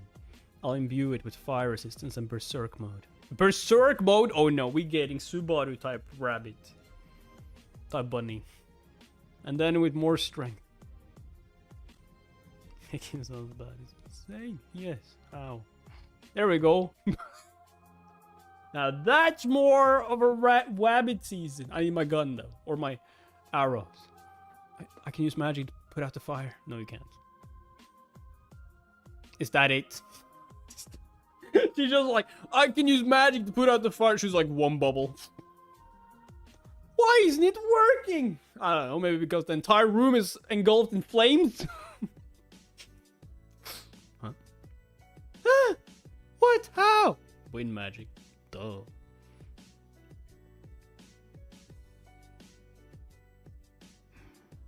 Duh. Get it together, Ayla. It's just Edrod's Taylor.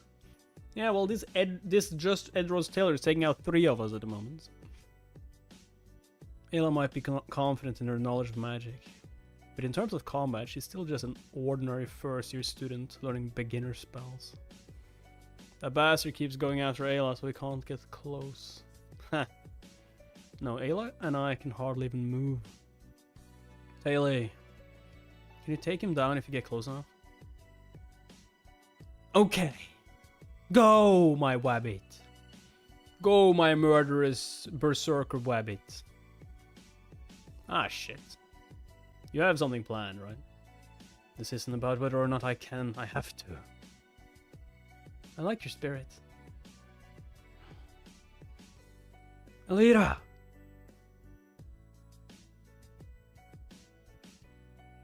Did you miss me, my babies?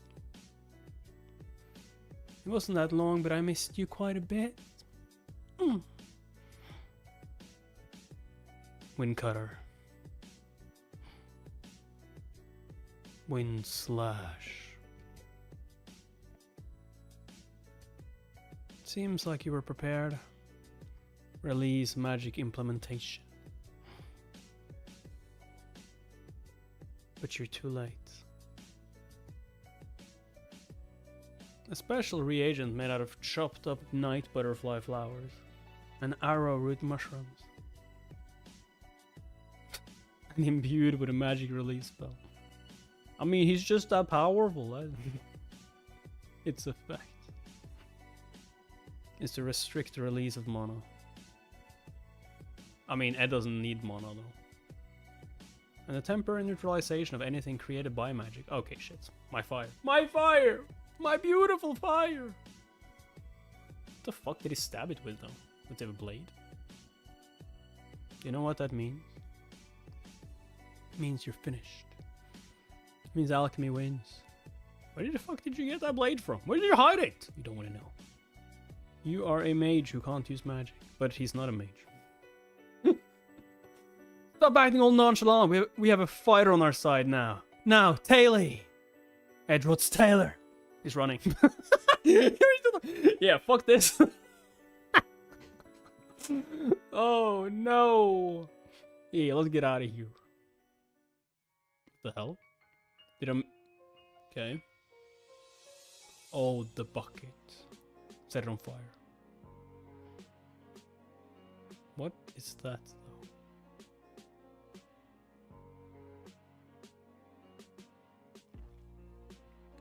Nah, nah, nah, nah, nah, nah. You thought you could stop my fire. Nah, nah, nah, nah, nah, nah. Now it's back. What?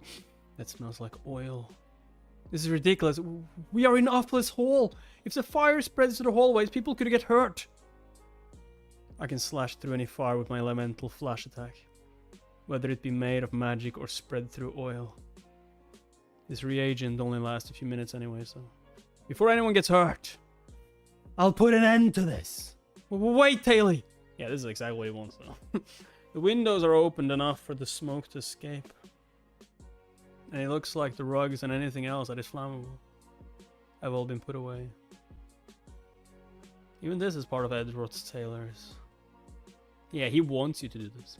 He's just like, no, Taylor, don't fall for his trap! Carefully calculated plan. Where did he get that bow from? I hid it. Under the rug. What? No, Taylor!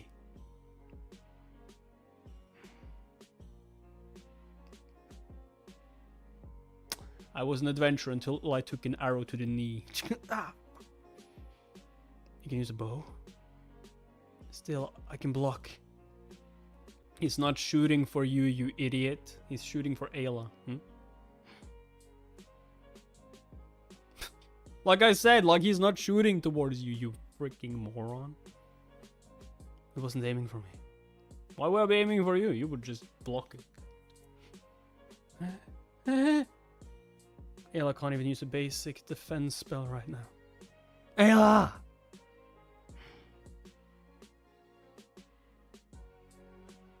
Who was that? That was close.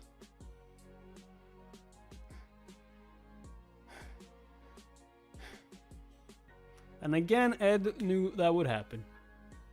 Pokeball, I choose you. Arrow. Arrow. Bite. Use bite. Use stab. God damn it, arrow. Claw fingers. A magic engineering tool that allows the user to pull any small item toward themselves, no matter how far away it is, as long as it is in sight. That is OP. Wait, this arrow. It's got a ball of fabric in place of an arrowhead. Yeah. It was going easy on us. Obviously. He was like, mate, I mean, if you couldn't stop it, at least you wouldn't have died. He was going easy. Wait, Taylor, watch out! He definitely has something still up his sleeve.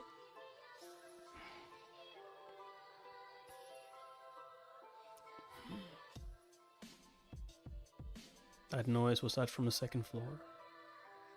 We'll all die if we stay put. Act 2, the occupation of this hall. Second floor boss. Ah! Creepy Clevius escaped. Creepy Clevius. Ah, finally. He's just like, finally, I can leave. Finally, I can give up. Yo, Ed was just like, oh, finally, I can just let him win. Ah. Ah. Huh? What on earth? Yo, she noticed though. She noticed that he just gave up.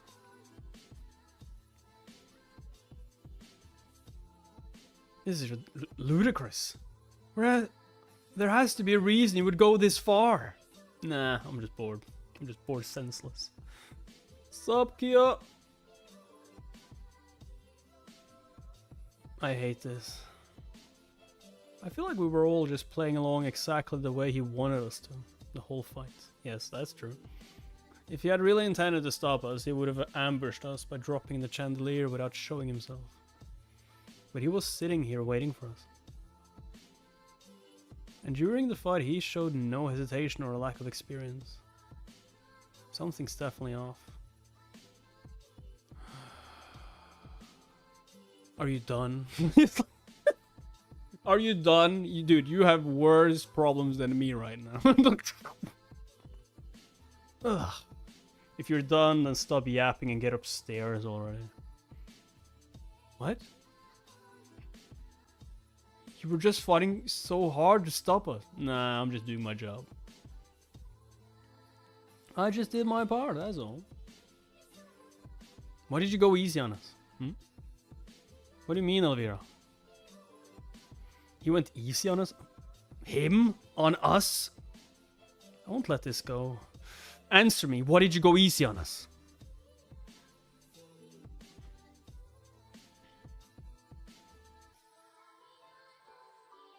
The persimmon flower clip was what the girl decided on after endlessly contemplating over her choices. No one could possibly mock her innocent devotion. Even if it was all just a misunderstanding, she was free to imagine whatever she wanted. But the gap between those happy dreams and harsh reality is sometimes very cruel. Yeah, this looks bad. This looks really bad. Yennekar about to rip them apart.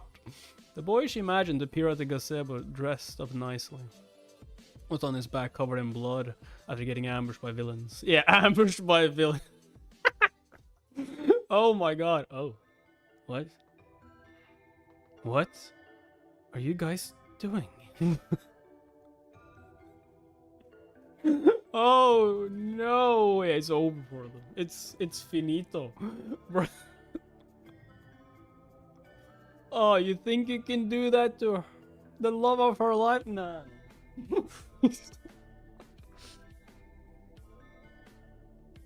I love how it looks like they are the villains as well. Like that. Beating a poor innocent Ed. Would have been a lie to say she hadn't noticed something was off. He could have gotten involved in something unexpected. But from daily life to the glass incident. No matter how big or small the task, Ed Roth's Taylor had a way of making you feel like he could get through anything. It was only when this belief she had taken for granted was challenged. Huh. That she began to see the error of her ways. I promised to help you. But Edward Taylor hadn't asked for help. He had led her outside of Ophelia Hall by leaving behind a note. Something he never did. While he himself was fighting desperately inside the building all alone.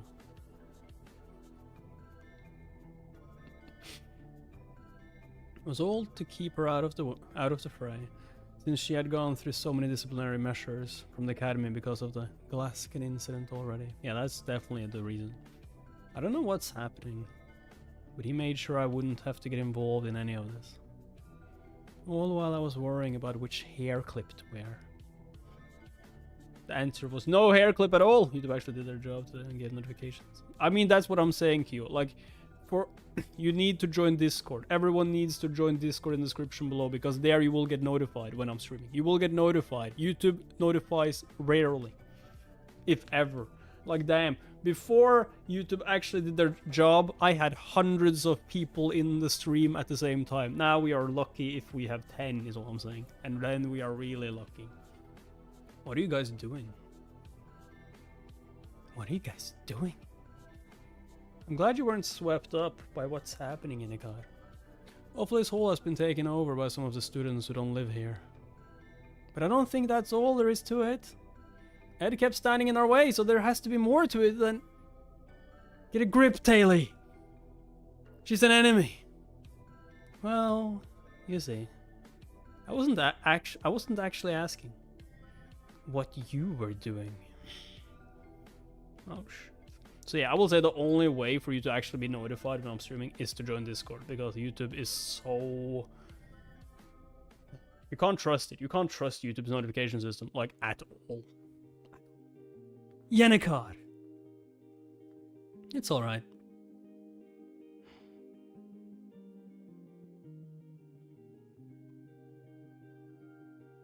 He's like, this isn't supposed to happen this way. They're supposed to go upstairs and defeat the boss. What are you doing?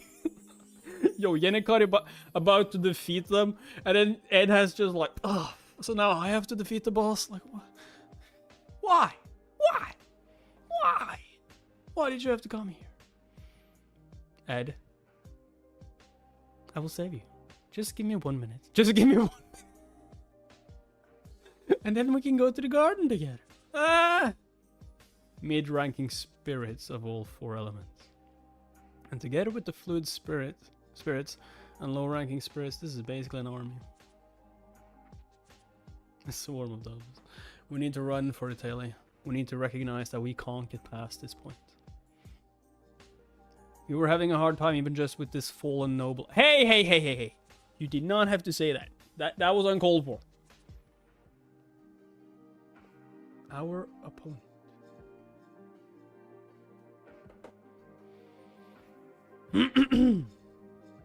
It's a top student of the 2nd year magic department. Taylor, snap out of it. Face it, we need to go. The windows were shattered, so we should get out that way. Yes, but because of Ed, Taylor already realized that there was something else going on at Offless Hall. Some students could get hurt. Alvira, we can't have your precious herbs go to waste. Yeah, that's what he's gonna use.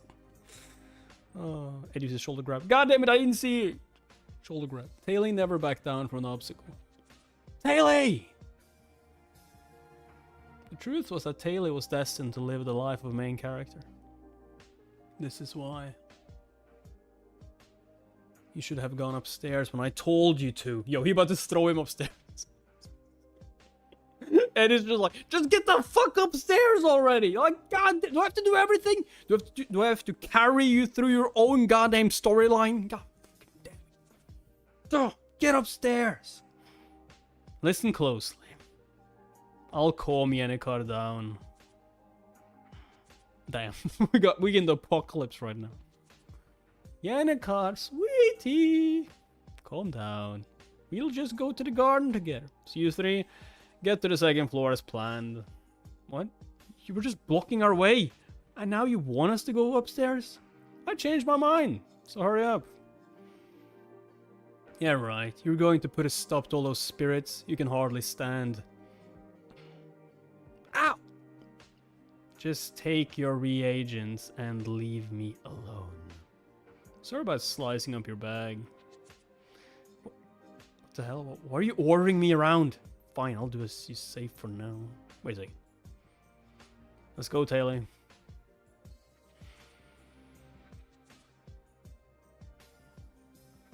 Ah, shit. Yennekar. Honey. Ed? You need to step aside. I'll take care of the rest. You can explain everything later. I'll take care of this and then tend to your wounds. Yennekar? Acting like this might be a little rude. Yo, are you just going to give her a hug? Nah, he about to head pat her, isn't he? Yeah, pat. I swear I'm fine. So calm down. So you don't have to do this.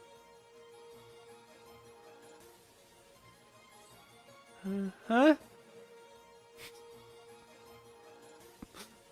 Like, this is how you defeat mid-rank spirits, okay? You just gotta calm the girl down, that's all. Eddie, your hands, they're on my shoulders! I thought he was patting her head at first, like pat. Ah, a hand on her shoulder, and she returns to being sick. Alright, I'm head out for now. Probably be back tomorrow as you have revenge on the Iron-Blooded Swordhound. Yeah, that's gonna be good. But like, I will say this again, Kyo. Join Discord if you want to get notified when I'm streaming. Sometimes I just stream randomly as well. And then you will be notified there. Also, YouTube don't even notify you when I'm going live most of the time, as you said yourself. So yeah. Discord from my shoulders. Yennekar, please dismiss these spirits. The wind is so strong, it's hard to stay standing. Huh? Oh, right. You're barely on your feet. I'm so sorry. Oh no, this is so embarrassing.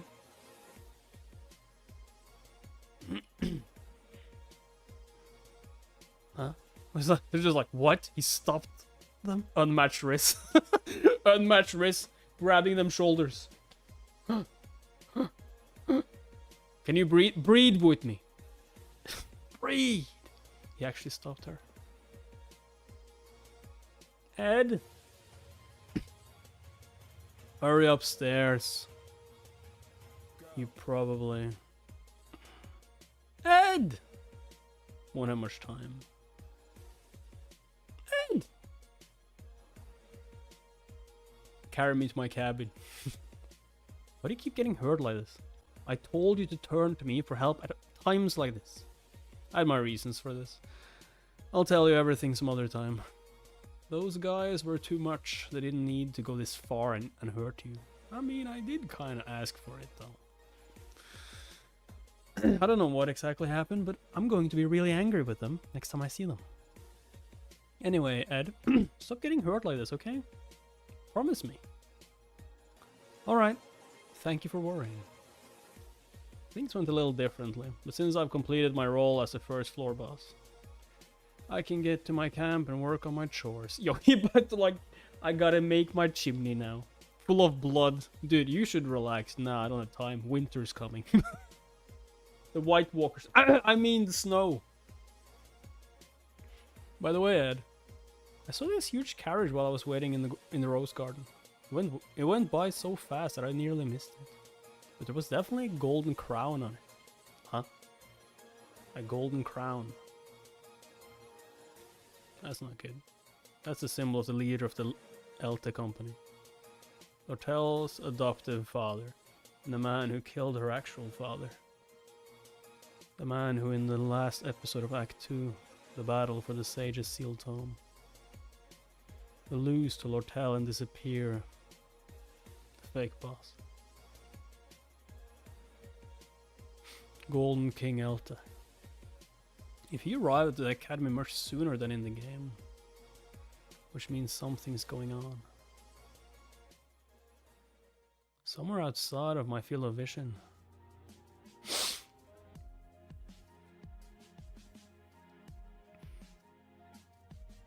You know, Miss Elris, I was rejected of this whole 5th floor hallway. You know him too, the guy who looks obviously evil and wicked. You mean Master Ed, the student we met in the forest? Yes, exactly. I didn't think he was your type. He's not bad looking, but that's not really what I meant. I thought I detected something in him that I felt in you, Miss Elris. Would you pity someone like that? And I ended up saying something sentimental. It was very unlike me. But in response, you need to take responsibility for your actions, Lortel. He completely rejected me. I mean, I wouldn't say that's rejecting. That's just saying you need to take responsibility for your actions. Like, you need to know that what you do will have consequences. People like you and me have to face such rejection all our lives, I suppose. How was that rejection, though? Elris, the head maid at Awfulest Hall, was a senior maid who had worked here for over 20 years. She started working as a maid in training when she was a naive 15-year-old. And after being recognized for her skills, was able to climb the ranks and become the manager of Awfulest Hall at a relatively young age. Imagine being mad for someone saying stop scamming people.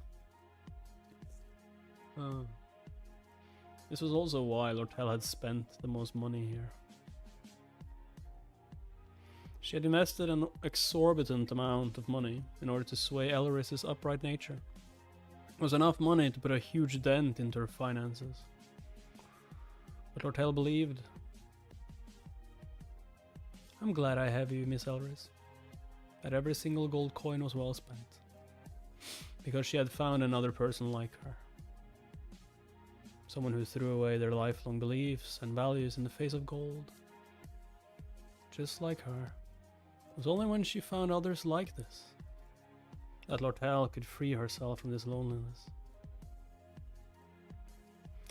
It was most likely because she had grown up in the slums, or because she lived among the greedy merchants who risked their lives for a gold piece.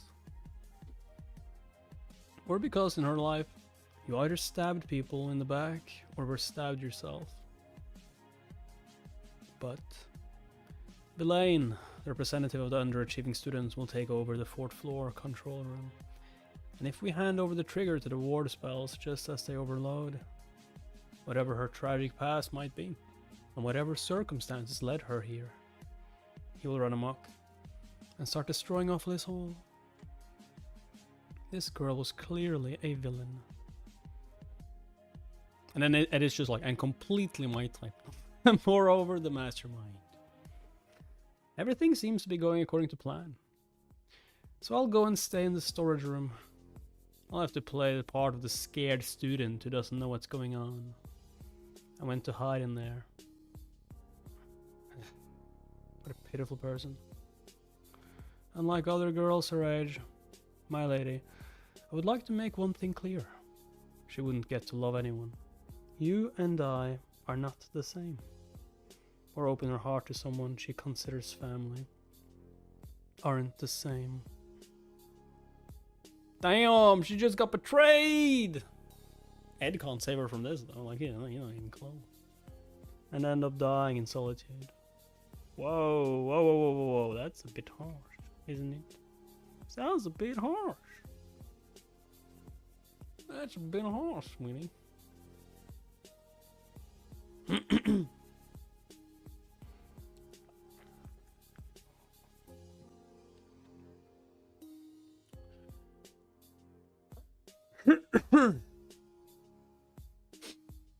If we keep up this pace, it won't take long at all. Spending half your gold to be betrayed is not the plan. Oh my god. Half now, it was just a dent. It was just a dent in my finances, that is all. 2nd floor boss, Creepy Clevius. Come on, Creepy! Come on! Once they got to the 2nd floor, they captured Clevius, who was trying to run away, and forced him into joining the party. Joining the party? What? You will join the party! No! You will come with us right this instant. A maid tried to get in their way. 3rd floor boss, Kelly, maid in charge of washing the bedding. The 3rd floor boss is in charge of washing the bedding. Shh, quiet. I must finish washing the bedding before you can pass. Ow, ow, what are you doing? Ow, no, don't ruin the bedding. I'm sorry, Miss Elris. I failed to do the job you entrusted me with. I didn't finish the clean. Must clean. But without the help of her twin sister, Shani, she was no match for Taylor and his friends. Of course, it never occurred to them why one of the twin maids was missing. And so, much more easily than expected, they were able to make it to the 4th floor of Awfulest Hall. Technically, it was just that the 1st floor boss was unnecessarily hard to defeat.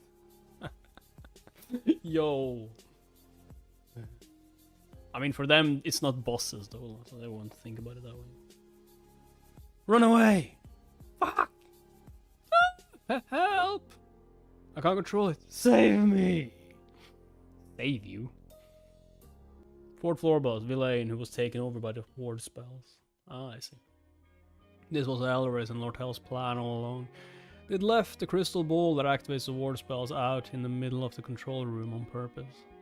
The self-defense ward spells inscribed all over Offalis Hall were designed to protect students from any outside forces. But right now, they were basically dangerous. Loaded weapons in the hands of a child.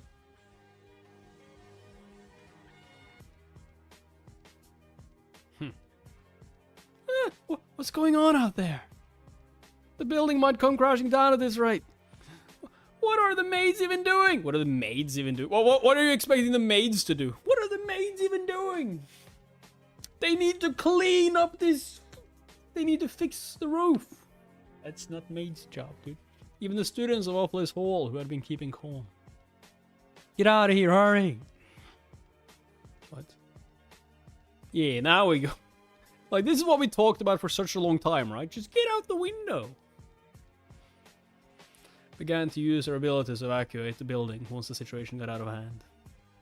Only jumped out of it. I mean, I wouldn't jump out my windows before it got really dangerous, though. I would still be watching my shows. Could you keep it down? I'm trying to watch Attack on Titan. Like, fuck off. Don't make me go out there. Don't make me go out. They just don't listen. They just don't. And I would just walk out there, take down the boss myself. What the fuck happened? And just walk back in. Finally, some goddamn quiet. Began to use their abilities to evacuate the building. On the situation, get out of here. Son of a bitch. Things were getting worse and worse. Elvira, do you have any night butterfly flower reagents left?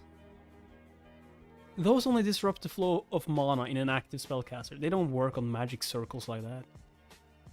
This one's the best for narrow spaces. Anglerfish grass reagent.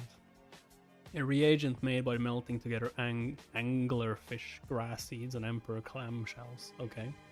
What does it do? It stinks. This will block beginner magic, at least in this hallway. Beginner magic?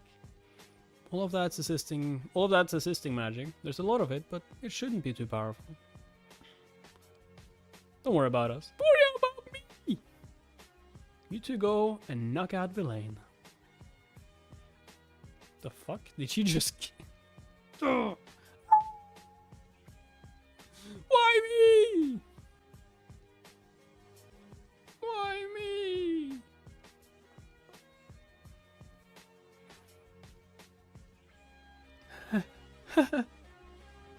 Oh, finally. Release.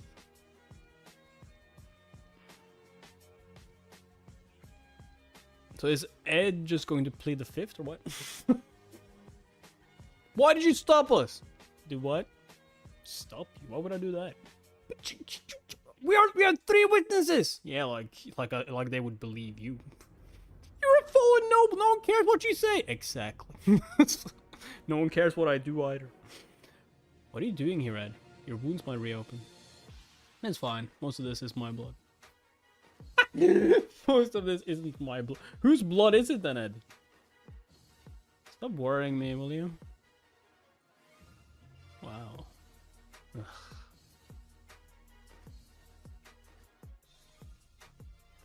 How plain. That might not be the first word that comes to mind to describe this fancy carriage. But considering the man inside, this is nothing. Golden King Elta. On any other day, he would be accompanied by a parade of over a dozen carriages. But the fact that he's here in just one means that he's trying to be quick and unnoticed. Elta is Lortel's adoptive father, and the fake boss that later disappears after getting stabbed in the back by Lortel. Wait a second. Has something changed in this storyline? And now Elte has paid the maid to take out his daughter before she takes him out. Is that what we're going with here? Don't spoil. After getting stabbed in the back by Lortel? Elte is Lortel's adopted father and the fake boss that later disappears after getting stabbed in the back by Lortel. He's not someone who should be at the academy yet. What's he up to? Yeah, I feel like the maid has betrayed. Here we go. The carriage has been standing still for a while, so why is he only getting out now? Was he waiting for Offless Hall to be partially destroyed? That's... Third floor boss, the maid in charge of dishes, Kelly's twin, Shani. Shani is one of the orphans taken in by Elris, the head maid. Elris was supposed to be bought off by Lortel, and Shani was supposed to be the third floor boss along with her twin sister. What's going on here? I think I'm right, you guys. I think I'm right. But the fact that she's with Elte, Lortel's enemy, is definitely suspicious. Shani would never betray Elris, and Elris has been bought off by Lortel. However, what if Elris betrayed Lortel? But why would she betray Lortel? I mean, the only difference right now is you. Which means she don't think she can trust Lortel anymore because she's falling for you. Like, what? And sided with Elte instead. Oh, what would make her do that though? Money! Duh. The only future I can imagine as a result is Lortel's death. Is Lortel's downfall. Lortel plays a huge role in both Act 3 in her political fight against Pena, and in Act 4 where she becomes the protagonist's main support in the battle against House Rothtaler. So you need to save her? Taking over for Totte as some measly mid-boss was hard enough. But now I have to save her from this? Ah, son of a bitch. Can't just make it easy for me, can you? I can't take over for Lortel, too. No, thank you. Yeah, he's like, I can't take over for her. I need to save her. Yennekar. I have a favor to ask. It's urgent, but I don't know if I can handle it by myself. How to explain this to her. She doesn't. You don't need to explain it to her. Sure, I'll help. Huh? Wait, what? What do you need me to do? I was like, that was easy. Doesn't know what. Greetings. Honorable Master Elte, Keheland, Golden King and head of the Elte Company. Though she may seem to be obediently following your orders, your adoptive daughter, Miss Lortel Keheland, is actually setting up a plot to betray you and take over the Elte Company herself. Why did she do this now, though? Why didn't she do it before? Miss Lortel is aware of the fact that you killed her parents, and has been coaxing the wealthy merchants and executives of the Elte Company in order to usurp your position. Additionally, the negotiations concerning the purchase of the Sage's sealed tome are nothing more than a way to lure you to Sylvania Academy and away from the main branch of the Elte Company, so that you cannot put a stop to the accident that will happen there in time. For undisclosed reasons, I was able to find out all of this information. Oh, and have stolen a secret document from Miss Lortel, which proves everything, and I'm keeping it safe. However, nothing in this world comes without a price. I was promised an exorbitant amount of gold from Miss Lortel, which means that I may side with her if I do not receive an amount exceeding that from you. I'm starting to lose my eyesight, and have already lost most of my hearing due to an accident. This will be the last year I serve as the head maid. I'm at my wit's end, and I am also the only person who knows the full story behind this incident. My actions may make things either more or less complicated for you. The note included with this letter is a list of organizations I have been secretly managing on a regular basis. Seren Region, Crook's Orphanage, Cohelton Orphan Shelter, Athens Crockle Orphan Shelter, Odell Region, Alton Orphanage, Hamel Region, Public Orphan Shelter. The amount of gold coins deposited to these shelters will decide what I do. I pray that you make a generous and wise decision. Best wishes, Elris. head maid of Awful's Hall. Don't move. Master Elta will be arriving shortly. I did not expect you to be so shocked. I thought you were more calculating than this. You spoke of revenge against Golden King Elta, my lady. Unfortunately for you, the two of you do not seem very different in my eyes. I suppose the same goes for me.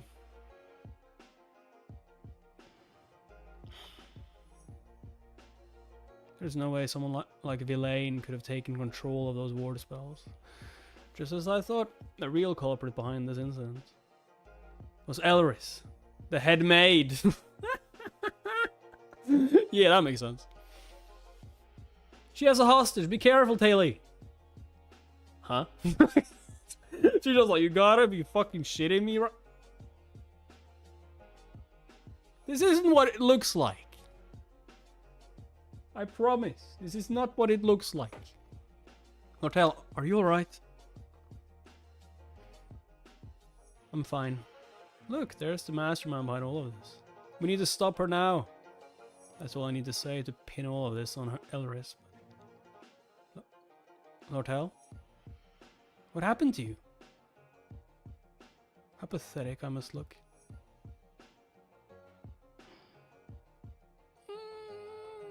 Lortel!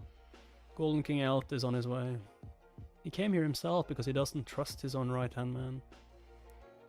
My plan to take down Elta is almost complete. The years of tax evasion and the financial responsibility for all this destruction will fall on him. Thankfully, all I need to do right now is to contact the executives at the main branch while he is away. I just need to send off the carrier pigeons, hidden in my room, and then I'll hide. I just need to avoid getting captured myself. Everything depends on me. Yo, she about to run into her father. That's all. Don't be disappointed. There's no one in the world who understands me. Betrayal, that's something I was prepared for and have experienced countless times. Yo, he didn't betray you. So, breaking down like this now doesn't suit me at all. So, I need to do what I can. Right now, I have to run. I need to get to my room before Elta. As long as I send off that message, everything will be fine. Meanwhile, first floor main hall. Elta. What's this, students? You should evacuate. There's a chance that the building might collapse. So we are here to stop anyone from going any further for safety reasons. Until the academy staff arrives, I cannot let anyone pass. Were you ordered to do this by the academy? No, I'm acting based on my own judgment. Sylvania is very clear when it comes to safety protocol, you see. There are 3 individuals trying to gain control of the storyline. Lortel, who plans to avenge her parents by taking down Elta. And leaving the Elta company without a leader. Elta, who means to put a stop to Lortel's plot. And wishes to succeed in purchasing the sage's sealed tome. And the person weighing her options between them. Elris. The reason the storyline has been twisted. I don't know the reason for her betrayal, but she's on the 5th floor along with Lortel. Should I get up there now to stop her? No. Ah. Even without my interference, she will run into Taylor and his friends. Just as the story predicts. I trust him to handle her. I have faith in them.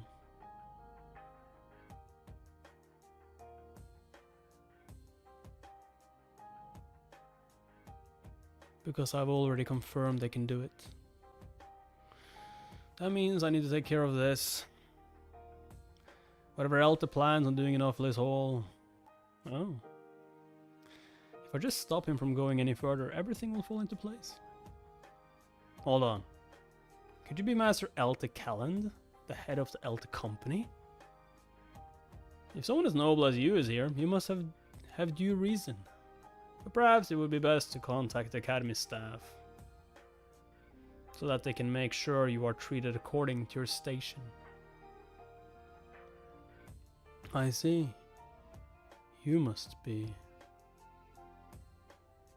Ed. Does he know? Edward's Taylor. On Lortel's side. Not particularly, but I'm definitely not on your side. That's what he's saying. Ay. 10 minutes ago. Yeah, we need to wait until that fucking loads.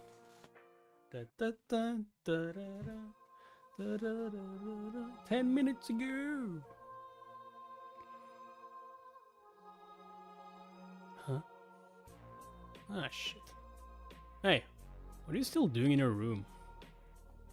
When everything's complete chaos out there. I mean, I was bored, so I kept working out. I didn't want to act rashly. Yo! This is actually genius from Sigs, just because he acted way too rashly, like with the first part. He's just like, nah, I won't act rashly this time, so nah, I won't act at all. There's like fire everywhere. Nah, it's fine. It's not like a collapsing building would kill me. Yo, it's not like a collapsing building would kill me. I guess he's strong enough to think that. Why did you have to go and destroy my wall, huh? You get cold at night now. Uh-huh. Who on earth would ever expect this guy to be a mage? You're here too, Yennekar. We never actually met. We were on opposite sides during the Glaskin incident, but yes, well. I'm sorry about that. Don't be so down on yourself, Yennekar. You've already gone through all your punishments. You're right. Thank you, Ed. Are you two dating, perhaps? What? No, we're not. It's not like that. Not yet. What? Yet? No. What? No. What? Did I make you feel bad, Ed? No, I'm fine, Sigs. No, I'm... Oh, did I make you feel bad, Ed? Did I? No, I'm fine. Sigs was rude for asking. Oh, it's that so. Sorry about that. Why did you have to break a wall to come see me? Could have just opened the door, you know. I have a favor to ask. I mean, that still doesn't answer the question why you need to break down the wall. I'll pay you back later. If someone as noble as you is here, you must have due reason. But perhaps it would be best to contact the Academy staff, so that they can make sure you are treated according to your station. Very well. You must be on Lortel's side. Could it be that you fell for the girl's pretty looks? Instead of hedging your bets on some gold you may never receive, go for the profit before you. That girl has the nature of a fox. She will stab you in the back as soon as your back is turned. Oh, I know that. I know that better than anyone else, as the father that raised her all these years. I will give you twice as much as she offered. And right now, stand aside. Thank you, but I wasn't promised any gold. So twice as much as nothing is still nothing. I see. So words aren't enough for you. You could say that. Damn. Do we have like no protection at this school? How did they get past? I get that we are in like turmoil or whatever, but like where are all the teachers at? The guards. And don't tell me the maids are the guard. Get rid of him quick, quietly. I thought it was quickly. Quietly. Yeah, that's not gonna happen. You think you can get away?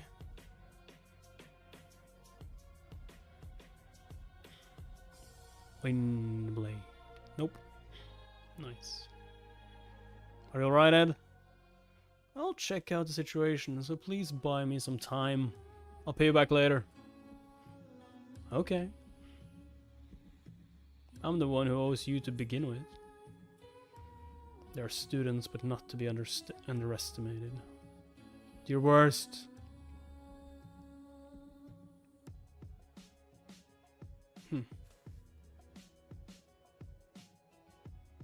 Ah, shit. I need to find Lortel and tell her what's going on.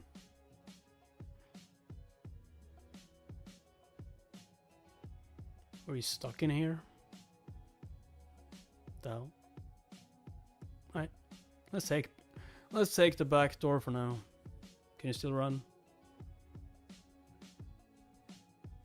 Follow me and don't fall behind. Kindness and trust are only ever given for good reason. The reason Sharo, the Elta company receptionist, is so friendly to her is because he hopes that Lortel will accidentally drop some information that will make him money. The reason Kadan, one of the trade workers, is so happy to see her is because Lortel often gives him tips. Teeny, the resident parrot at Sylvania, is so fond of Lortel because she gives him the highest quality bird feed. Every kindness and act of goodwill is tied to a reason. At least that was what Lortel's world was like. There's not much time to explain. Elris betrayed you, didn't she? It was my fault. What a foolish and naive mistake. I'm different from Yennekar Pale Rover, who grew up with love and kindness, and treats the world as such in return. The day I went to see Ed Rots Taylor about this plan, I happened to see the way Yennekar looked at him. As I watched a girl who had no selfish motives and wished for nothing in return. I fooled myself into thinking I too could have such a confidant. Oh shit. That's why she betrayed. Now it all makes sense. She saw the trust between them. Although it's just one way though. It's one way both ways. And therefore she told her more than she needed to know. And then she betrayed you. And ended up telling Elris all of my plans. Yeah, that was not smart. That's why she betrayed you. Too much information. Failing to realize that the way I had lived all of my life, never trusting anyone completely, was the only reason I'd survived this far. Instead of fooling myself, I should have remembered just how dirty I had become. That I could never be someone so pure and full of idealistic hope. I bought off 5 people for this awfulest whole occupation plan. Elris, the head maid, Shaney, and Kelly, the twin maids, Elaine, the representative of the underachieving students, and Ed, the full noble. Elris, Shaney, and Kelly have gone over to Elta's side. Elris. Elaine won't stay on my side either. He's more likely to assist Elta. And this person too. I'm sorry, Ed. Why am I telling him this? Why would I tell an ally? I can't guarantee whether I'll be able to pay you the 20 gold coins I promised. As you can see, my situation is a bit unstable.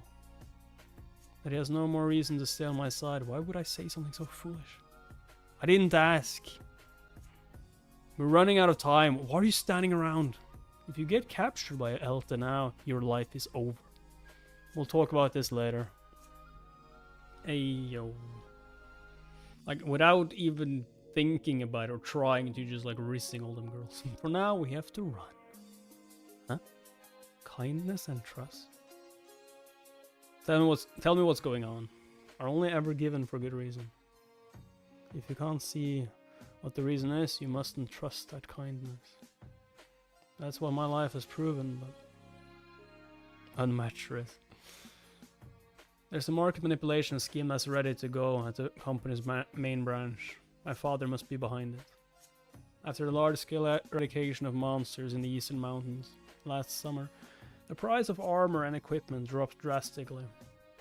He plans to buy them all up and establish a monopoly before repeatedly trading them within the company. So it's inside trading. It's insider trading. You can keep it simple. What? Oh, yes, and father is in need of funds for this plan. He said he found someone who would pay a hefty price for the sage's sealed tomes. So He sent me to Slovenia to find a way to seize that tome. Okay, that's all I need to know.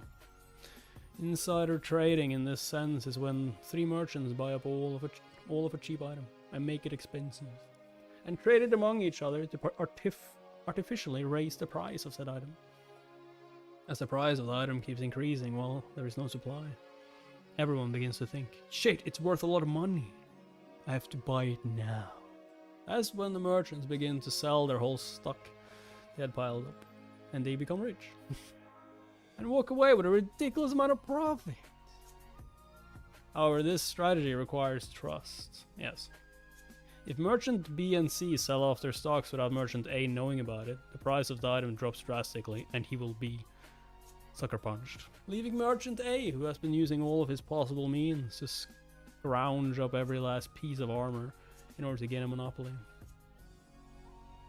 In other words, Elta with him with massive losses, putting him in danger of losing his position. For years, Lortel has been buying off dozens of merchants who, together, make up merchants B and C in this scenario. But Elta has to be away from the main branch for the 6 magnates to be able to transfer the right to sell over to themselves.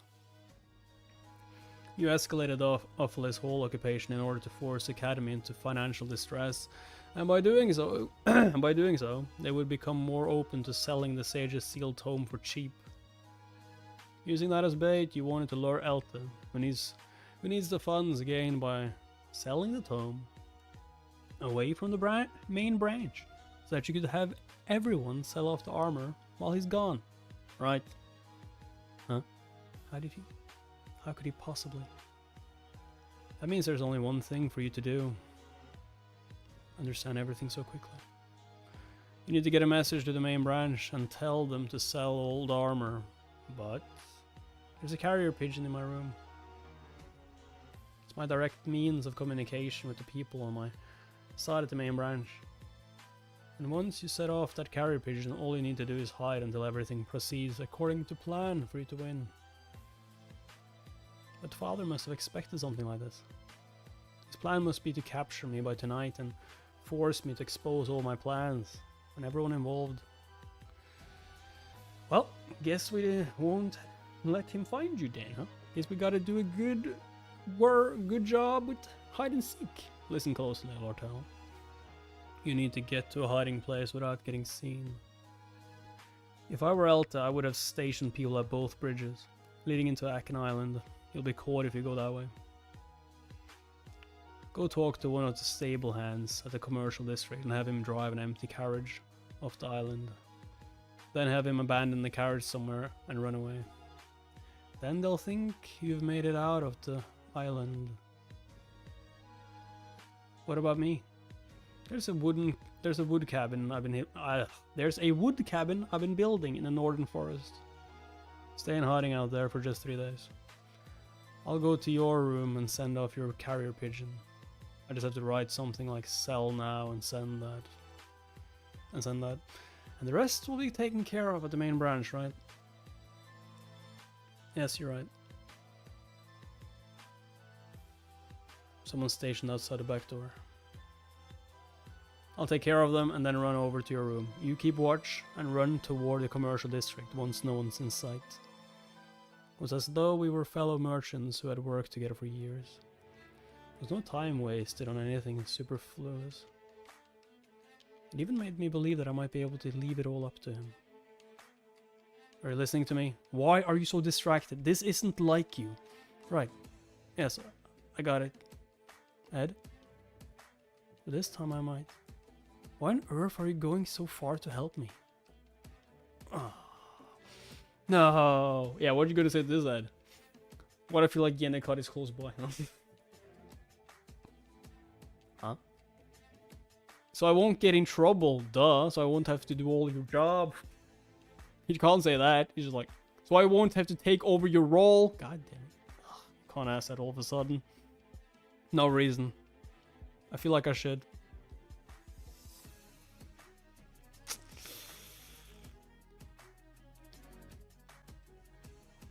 Schmack.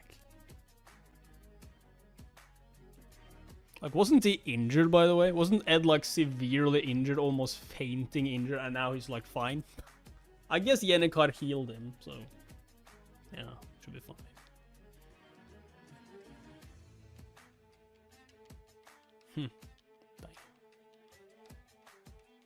Wow. Yeah, her heart is fluttering right now. Beating like crazy. A loud noise. Is this the sound of Elris's fight against Haley and the others? Nope, it's your heart. No. It's closer. Is it from the fight on the first floor? No, it's closer than that. I can't believe it, but...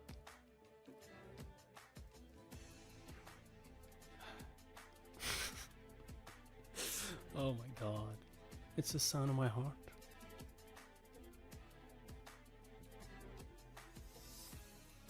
I didn't expect you to come out of that door, Master Ed.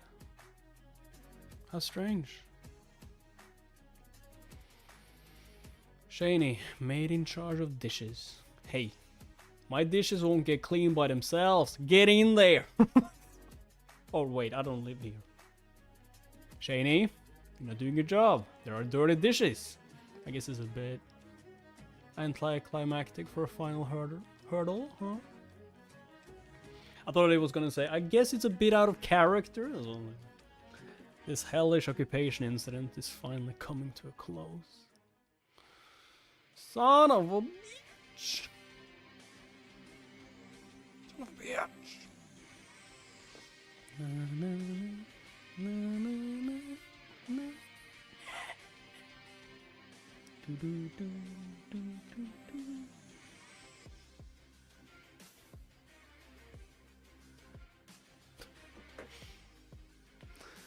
The warding spells guarding Awfulest Hall are returning to the original wielder. Sword fighting skills able to rival those of the combat department students. And enough magic skill to wield intermediate spells without a hair out of place. Her name is Head Maid Elris. And yet, she couldn't beat the kids. She is unable to defeat Taylor McLaur. He is the protagonist. He has the plot armor.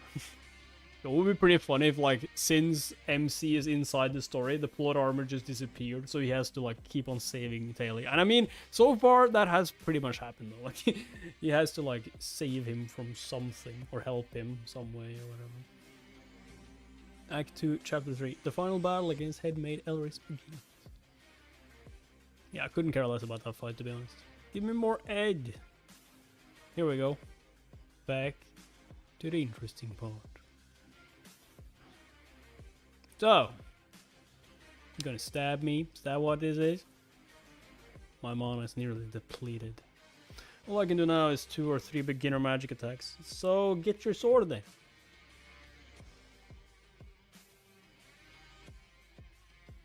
But I don't need anything else for defeating this mage. He's like, however. Who says I need magic to defeat a peasant? Nah, I mean a maid. Shani's first attack. What? Oh yeah, you know her attacks. You know.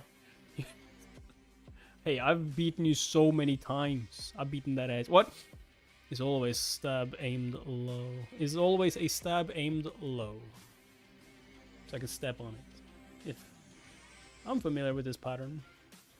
It's all within my field of it's all within my field of prediction. Yeah, I know about them knives too. No, you don't. No matter how fast she reacts, she can't beat me because I know all your secrets.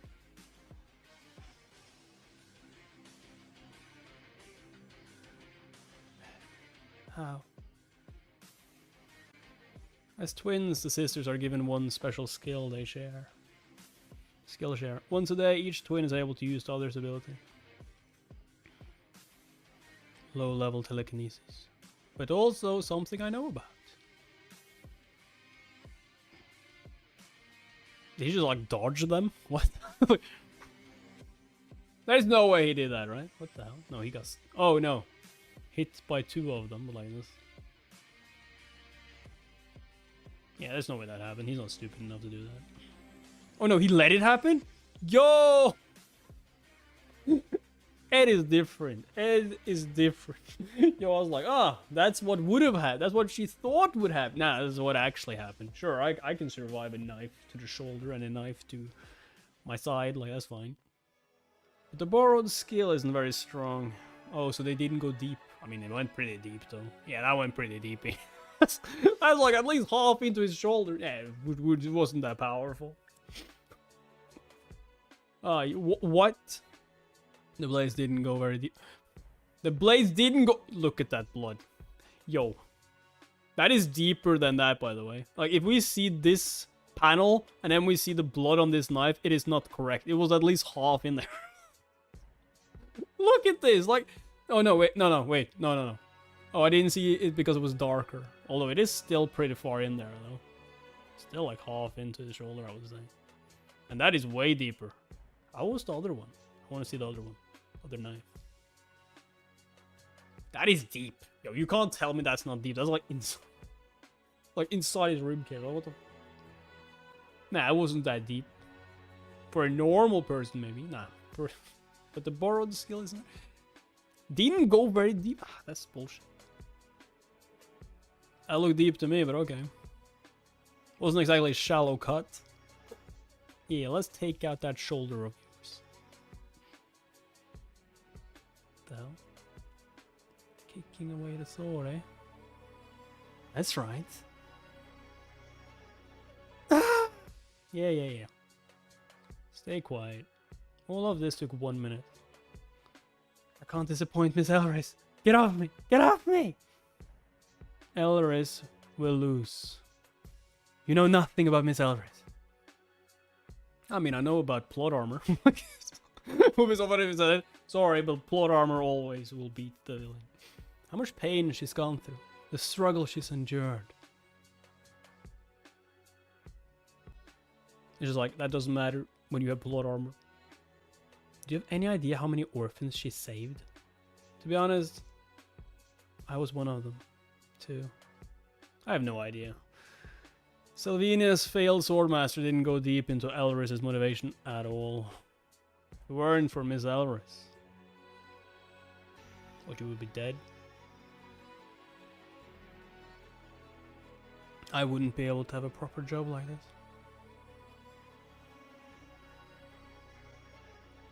Or make money on my own. I wouldn't have had any way to survive.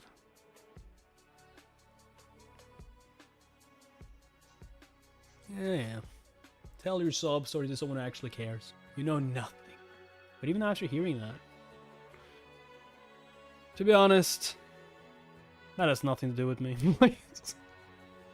I just want to live a simple, quiet life. Okay? In my cabin. My view hasn't changed. I'll never forgive you. We're taking Lortel's side. Ed Ruts. Ugh. Yeah, shut up.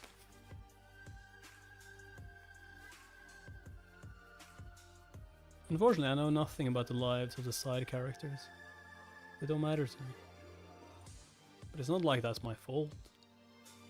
It just wasn't fleshed out enough. In this world.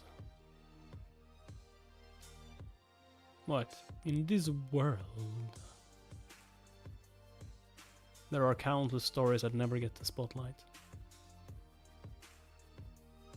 Those who are able to consider all of this destruction, all of the good work Elris has done in secret, try to separate right from wrong, and wax philosophical, are the kind of people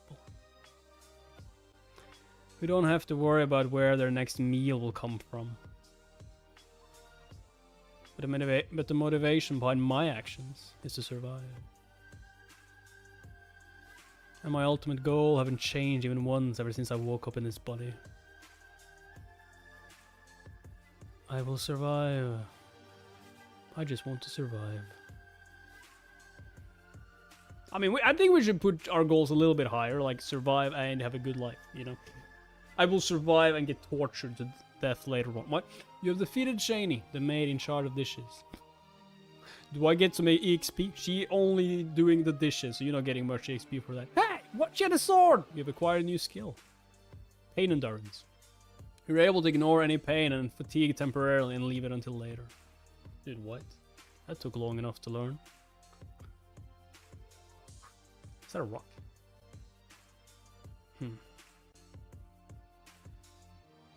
The luxurious hardwood furniture and expensive decorations. It's like, I'm in the wrong room. Could you imagine, like, he's breaking into the room? I'm sure this is Lortel's room. Why is Peña sleeping in this room? Why can't I find the... I'm in the wrong room. Anyone there? This is a dream. Go back to... are all arranged strategically. The desk is covered in documents. The books are lined up perfectly. It suits her.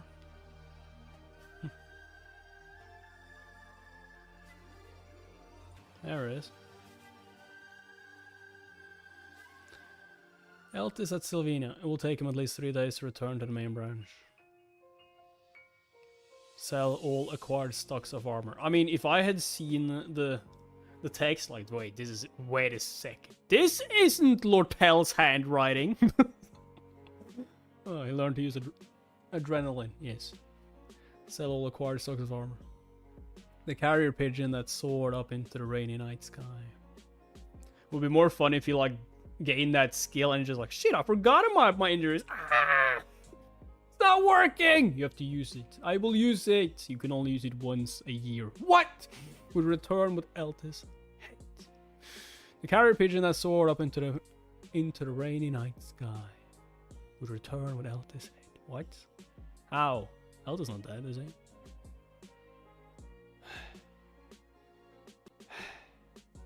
The stab wound should heal as soon as the skin mends, so I'll be fine, right? If it weren't for Sig's and Yennekar's help, as well as for some quick thinking, Lortel would have been captured by Elta and face her downfall. By now, the carriage sent out by Lortel will be racing to leave Akin Island. Elta will have no choice but to chase after it. Even if he captures the carriage driver and makes him confess that Lortel is still on the island, by that time, it will be too late. The carrier pigeon I sent out will have arrived and Elta's downfall will already be in progress. If everything went according to plan, Lortel will be waiting at the cabin. Oh. Well, guess she's here.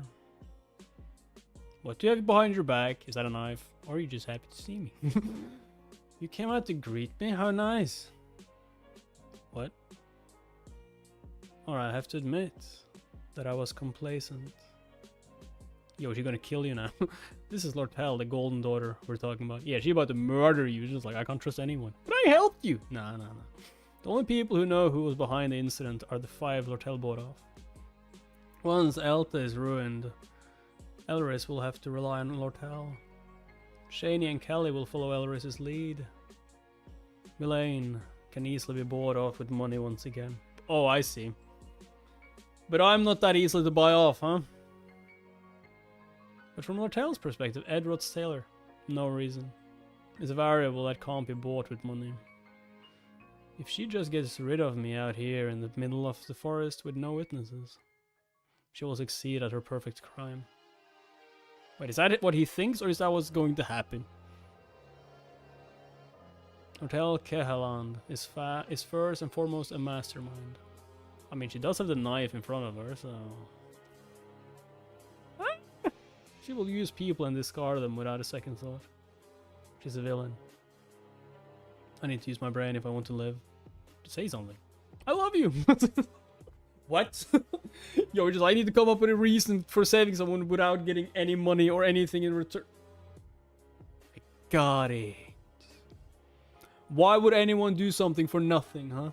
Because they care about the person. Like, what? But my body, it won't move.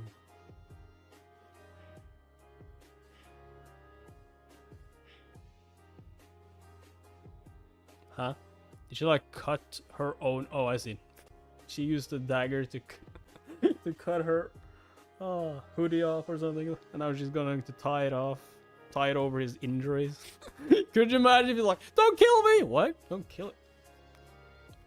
What? You thought I would stab you? Why? Did you really? Did you really have to get so injured? Huh? Like what? But you were going to stab. What? I'll help you walk. The rain stopped, so I started a fire. For now, let's just sit. He is so confused. He's just like, but weren't you going to kill me? And warm up.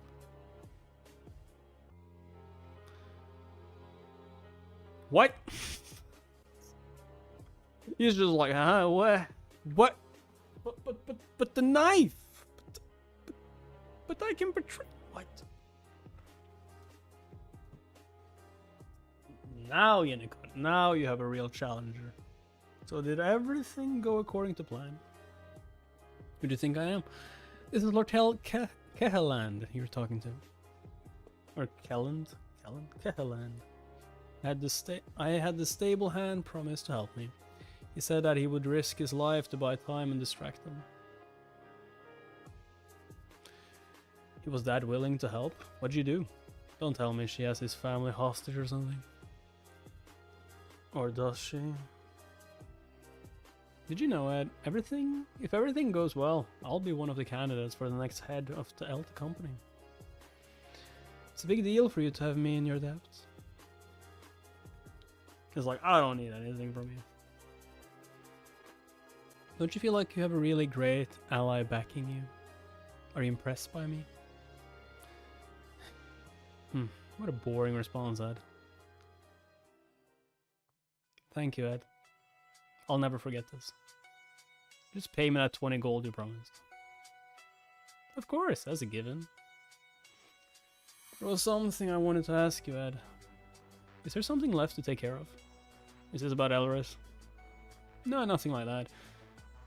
I'll take care of all that. This is about Yennekar. You're really close to her, right? I guess so. She's a good person. Yes, she's definitely a kind person and a good upperclassman. So I really respect her. She's always looking out for others and so generous. So what about her? It's just that I don't want to lose. Why do I feel like she's going to say something like that? I just don't want to lose to her. What? I mean, it will be hard to beat her in school. That's not what I meant. I'm not that nice. What? Meanwhile, off Liz Hall. You're just gonna end the sentence like that? I'm not that nice. Who loves that anyway? Elta received a report midway through the fight and suddenly hurried off. It was as if he had lost all interest in Liz Hall. This many mercenaries were a challenge even for Sigs, I think. However, you can stop now. Stop! He found himself having to stop his ally rather than fight the mercenaries. Yennekar had simply looked concerned at first, but she lost control. Yennekar! But at some point, the spirits she wielded started going out of control. He needed to stop her before anyone was killed. Did something happen? Are you angry about something? Yo! Oh, I see. The dog is telling her about Ed and Lortel sitting by the fire. Oh no. Yo, you gotta be careful, Ed. There are eyes everywhere. Oh, he's gonna use Dirty Funny and get him. Oh, this and that white hair MC Genius illness got the same vibe. I mean, this is way better in my opinion, but yeah, sure. No. He's like, yo, are you angry about something? No, I'm not. I'm fine. Yo, your eyes Your eyes are turning into spirals, dude. Uzumaki, what the no. I'm not angry at all. Not at all. Nothing. Why would I be angry? My uniform was so tattered that I wouldn't be able to wear them to classes anymore. On his way to lend me his spare uniform, Siggs let us know what had happened. Villain had to take most of the responsibility for destroying Awful's Hall. And Elris, the head maid, hadn't said a word. I'd managed to stop Lortel, one of the most important characters of the game, from exiting the stage early. Seeing that the Elta company hadn't made a move yet, it seemed as though her plan was working. All we could do now was to wait for a messenger pigeon to bring us the good news of Elta's downfall. But in the meantime, she had to stay with me. After what happened, I lost some of the productivity I had counted on for my survival. Ugh.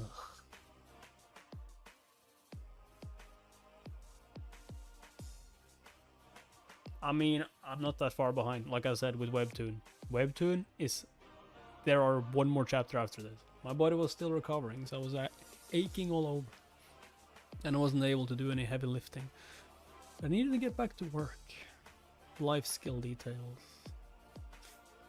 Intermediate craftsman. Woodworking. Handicraft level 13. Design level 8. Gathering skill level 11. Advanced production skill slot empty. Advanced production skill slot empty.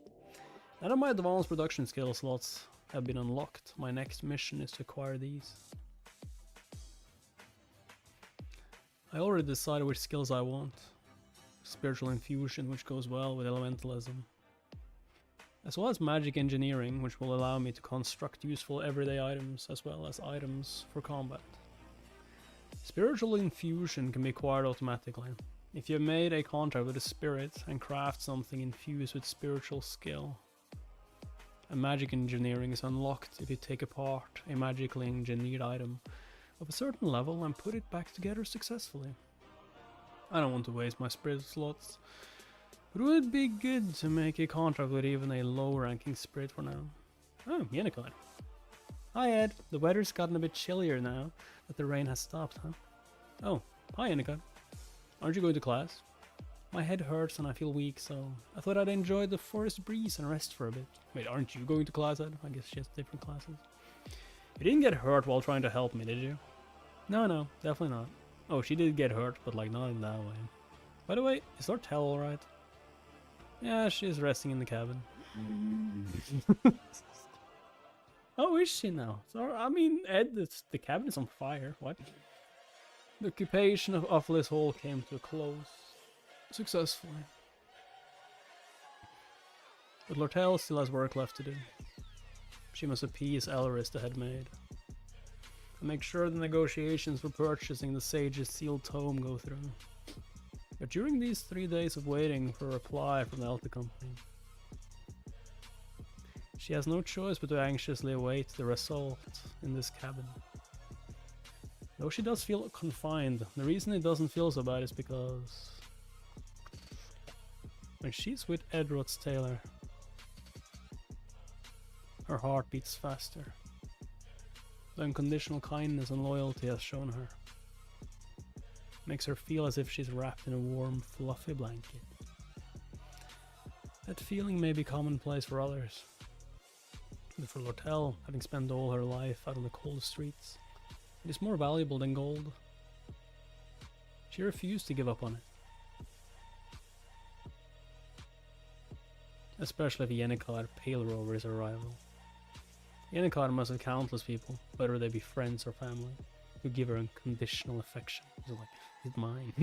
You shouldn't be so greedy if you have so many people like that already. This guy's mine. Yo, she gonna do what she can to get him. But if she refuses, all that's left for us is an underhanded fight. And that's my specialty. 3 days of living together is a perfect advantage, right? Yeah, we've already lived together, have you? Huh, we are further into our relationship. If I do things my way. and shower this whole cabin with gold. Yeah, I mean, no, that might come off as pity, and I don't have the cash right now. Yeah, you gotta win him over differently, right? But I could pay for his tuition, right? I'll be casual about it.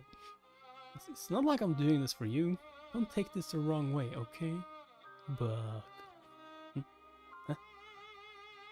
That's so embarrassing. Yeah, no, don't do that. Lortel, Kehalan, dating experience 0. Would you step aside? That's my spot. Huh? Lucy. Yo, she just like another challenge. Huh? Lucy, what are you... This is the best napping spot. This is the best napping spot. Oh, at least she didn't take the bed, I guess. Sleeping on the floor. God damn it. Hey, that's my maid over there. What's up with her? Oh, sorry to wake you, Lortel. Looks like Lucy snuck into the cabin again. I'm taking care of her, so rest easy. Does Lucy come here often, Ed? Don't get me started. I've decided to think of her as a force of nature.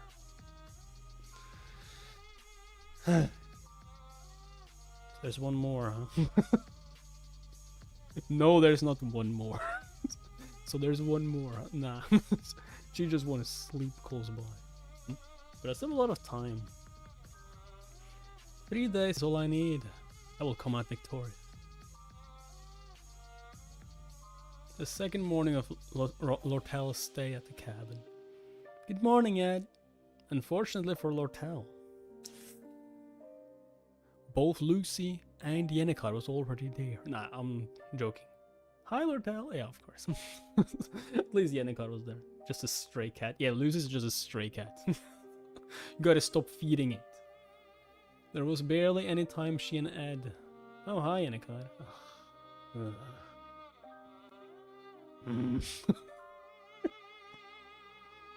How did you get here?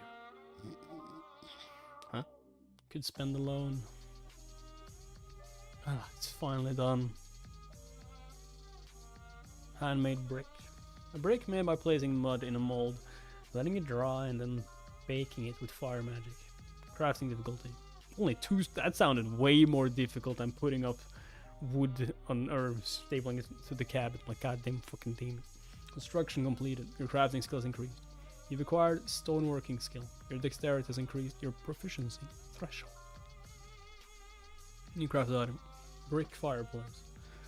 A fireplace crafted with handmade bricks. As it is held together by mud, it is not very sturdy, but it appears able to fulfill its purpose. It requires a smoke exhaust if it is to be used indoors. Looks pretty good. Dude, that looks really good actually.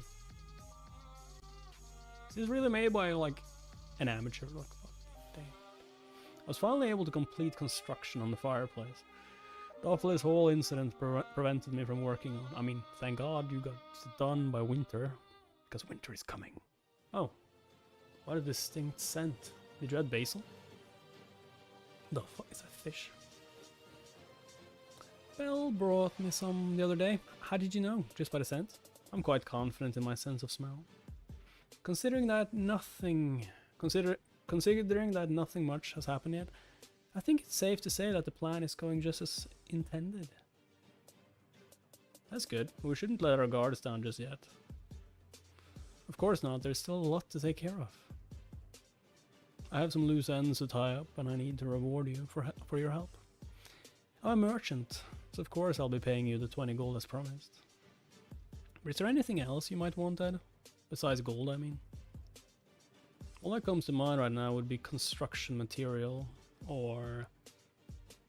Oh, that's right. Do you have any spare magically engineered items? Do you have any spare magically engineered items? Magically engineered items. Take a look at your stock later and let me know. No, I just need a moment. I got most of it memorized, you see.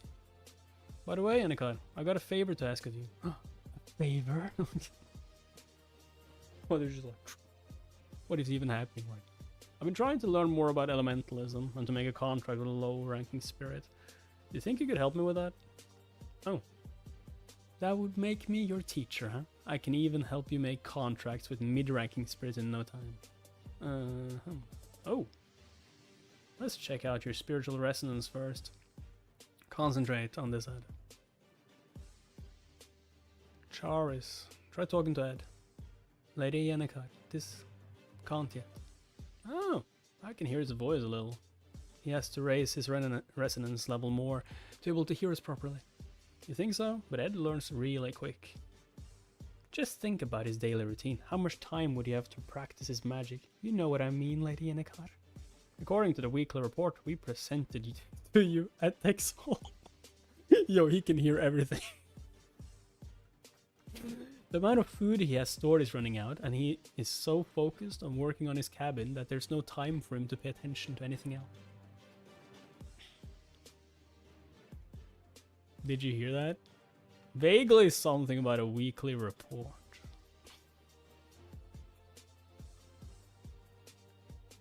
You heard nothing. Oh. Are you done here? To get back to the magically engineered items you mentioned, I actually have quite a lot of stock left, so I can provide you with as much as you'd like.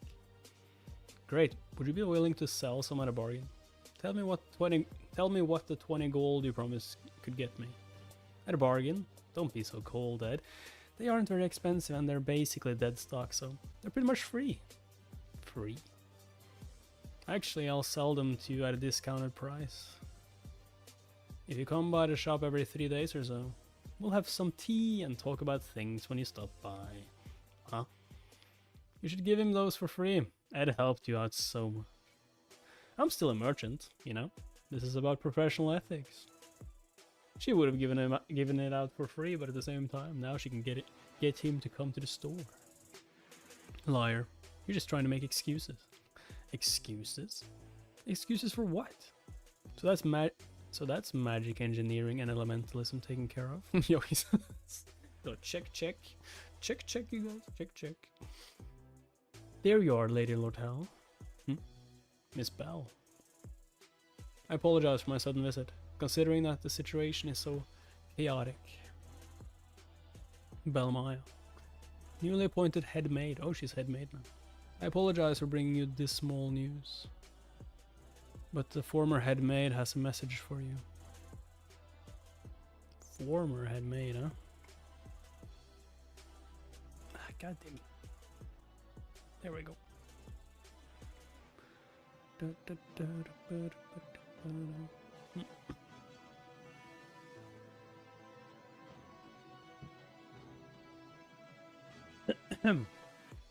What is this matter you wish to discuss? Well, don't let this surprise you too much. It's a huge secret. Word of this must not get out, and you mustn't react much either. Is this about Yennekar's love life? I think Yennekar likes Ed.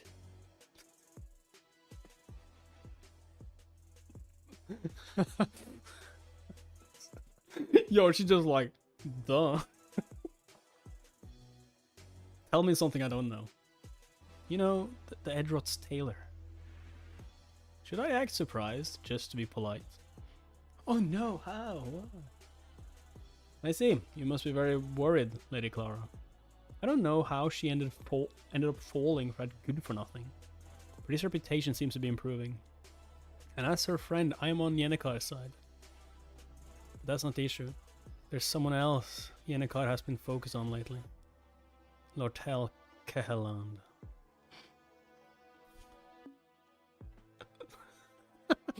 Yo, does she tell her friends like everything? There's you see my friend, she has she's in love, but there's another girl who tries to steal her love, and she was missing along missing along with Ed during the opening ceremony of the semester. And they both missed their first day of classes too. When it comes to relationships, it's all about playing hard to get, but I feel like Yennekar just doesn't stand a chance on that front. And I don't understand Ed either. It's ridiculous how he doesn't seem to notice her at all, when Yennekar has been making eyes at him this whole time. He's either really dense or a total womanizer. I would say that rather than those two options, he simply is not in a position to be thinking about dating. There's no way.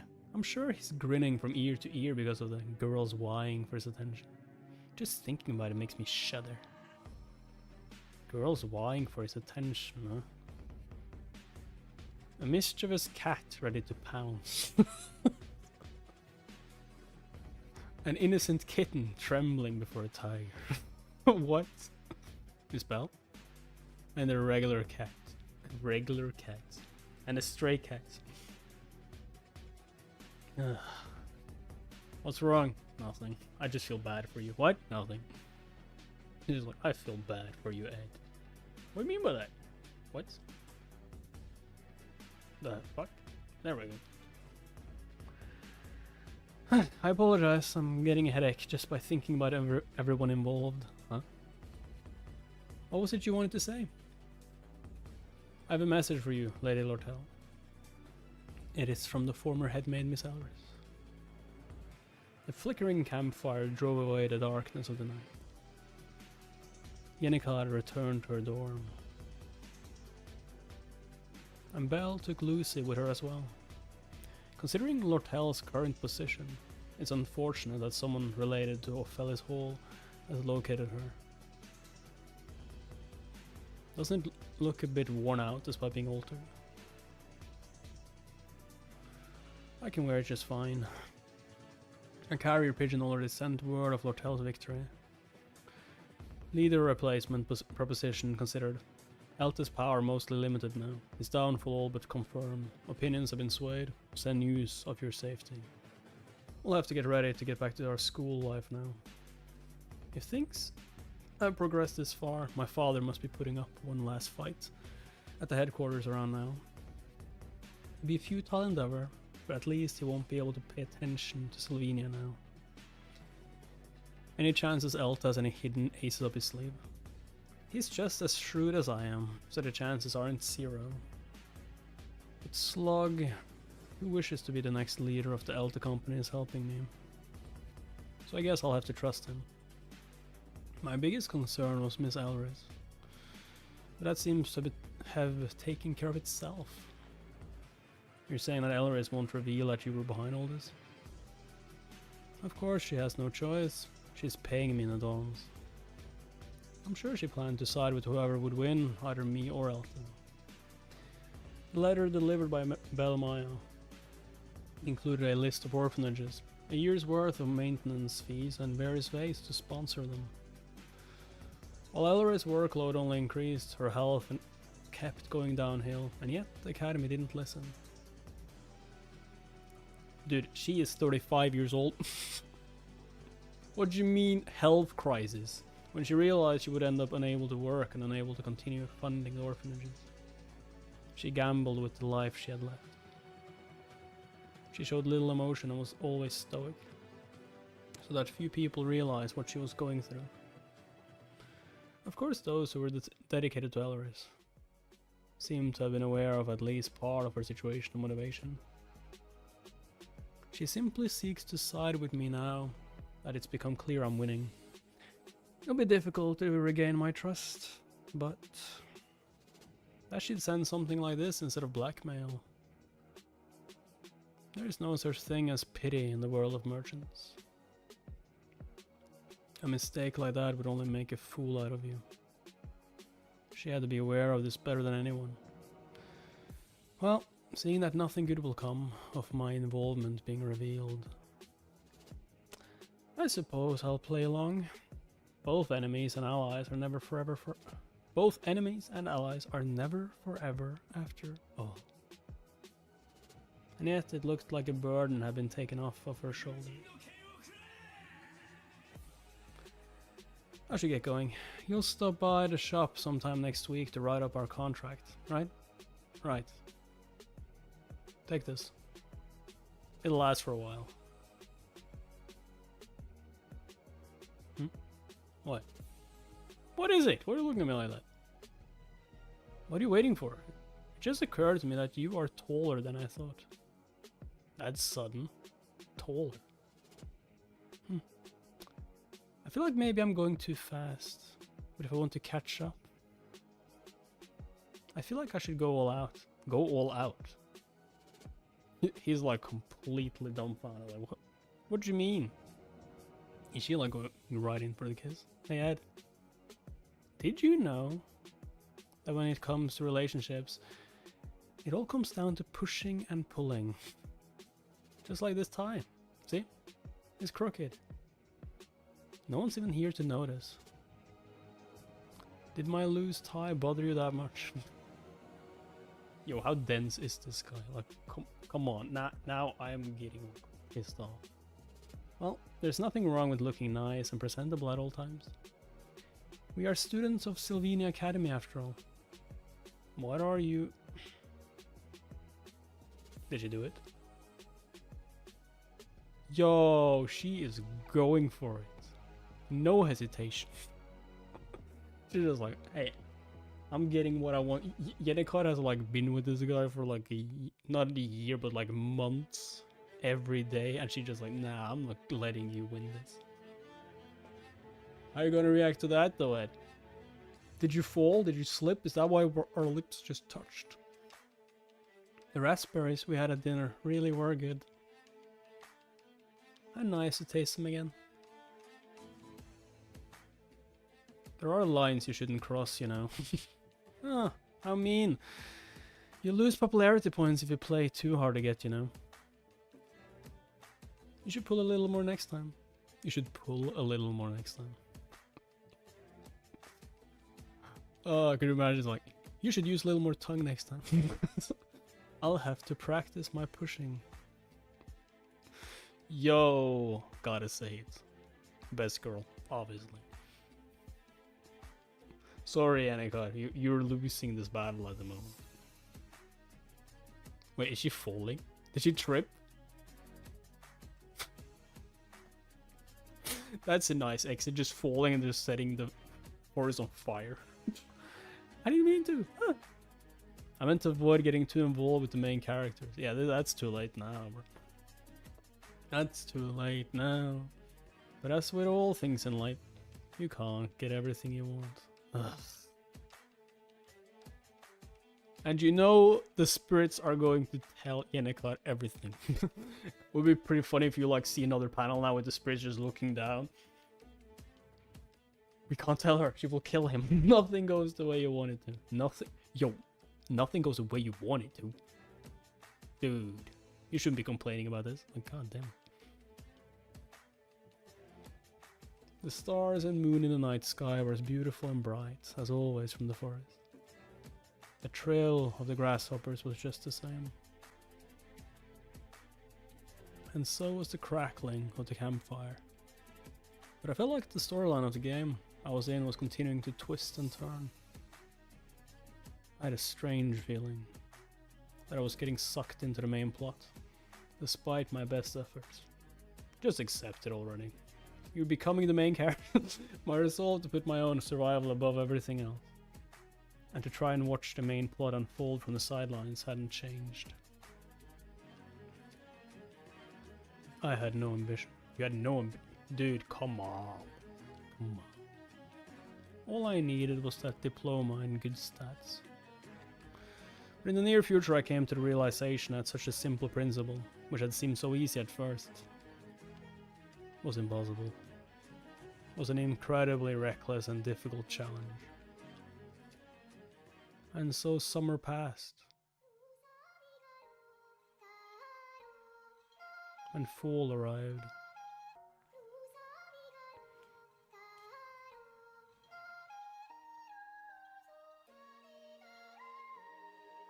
Apparently that vixen locked lips with Master Ed.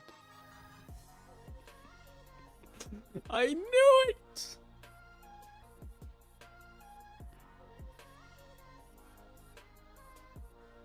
You cannot simply stand back and watch Lady Yennekar.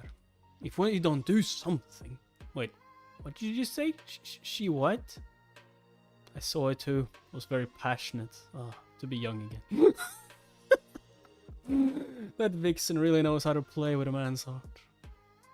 What do you mean? And Ed? How did he react? Ah, an excellent question. The way I saw it, he was definitely drawing a line. The way his expression didn't even change when she kissed him. I was quite impressed. His response was so cold that it gave me shivers. Yo, I wouldn't say it was cold. Didn't you see him blush?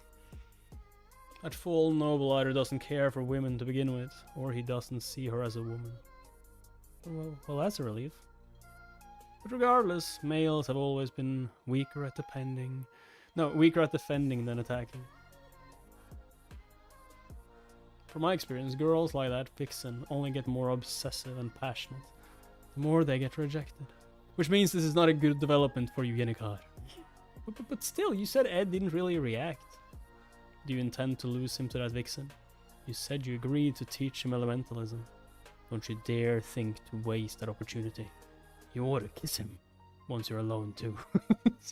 Just dragging him away. Please do not listen to Master Takon. You are the most charming when you are being yourself, Lady Yennekar. Oh, that's right. Emphasize your innocent and pure side is a great idea. That's not what I'm... Forget it. Isn't there something you would like to do with Master Ed, Lady Yennekar? Something heart-fluttering and sweet? Maybe. Something like feeding each other? Huh? Huh? What? Okay. Say,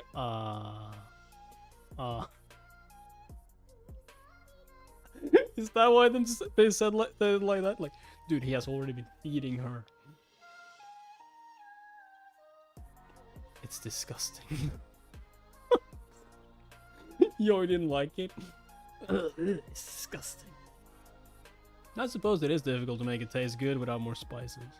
Stop using me as a guinea pig for your food. I guess I'll have to put off raising my cooking skill proficiency until I have more ingredients.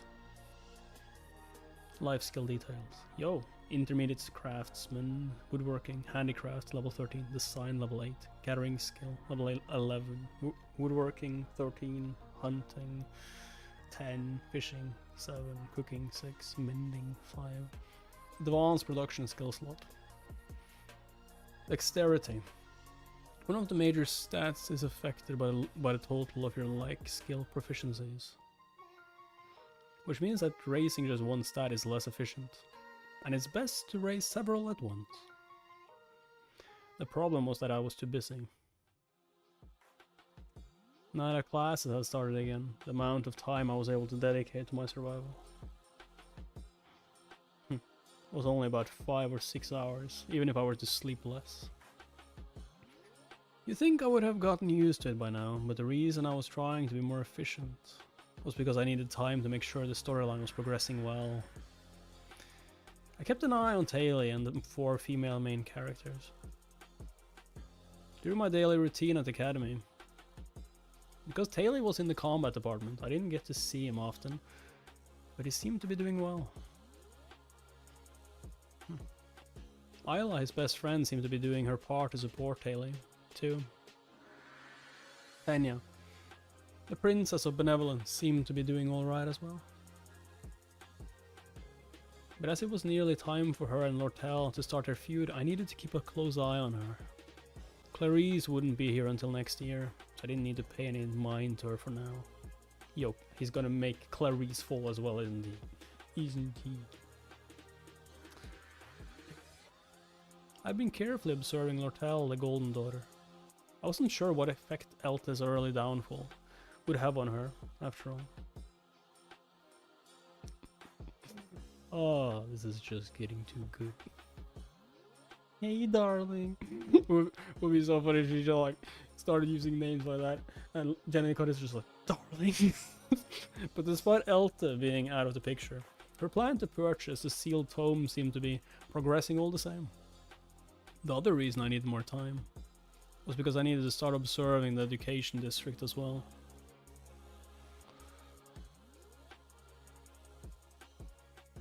The final boss of Act 2. I see. So there was a mastermind behind the occupation of Ophelis Hall. Who's that? Would be Professor Glass, after all. Severus! Is that you, Severus? Oh my god. We just caught up. But all I have to say is join Discord. If you want to be notified when I'm streaming because YouTube is horrible at it, join Discord. It is in the description.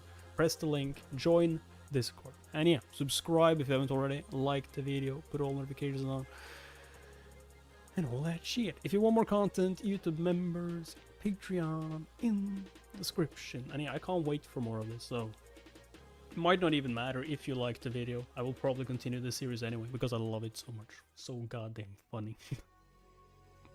So well written. Oh my god. But it does help, the likes though, and comments. Comment, like the video. See you guys next time. Bye bye.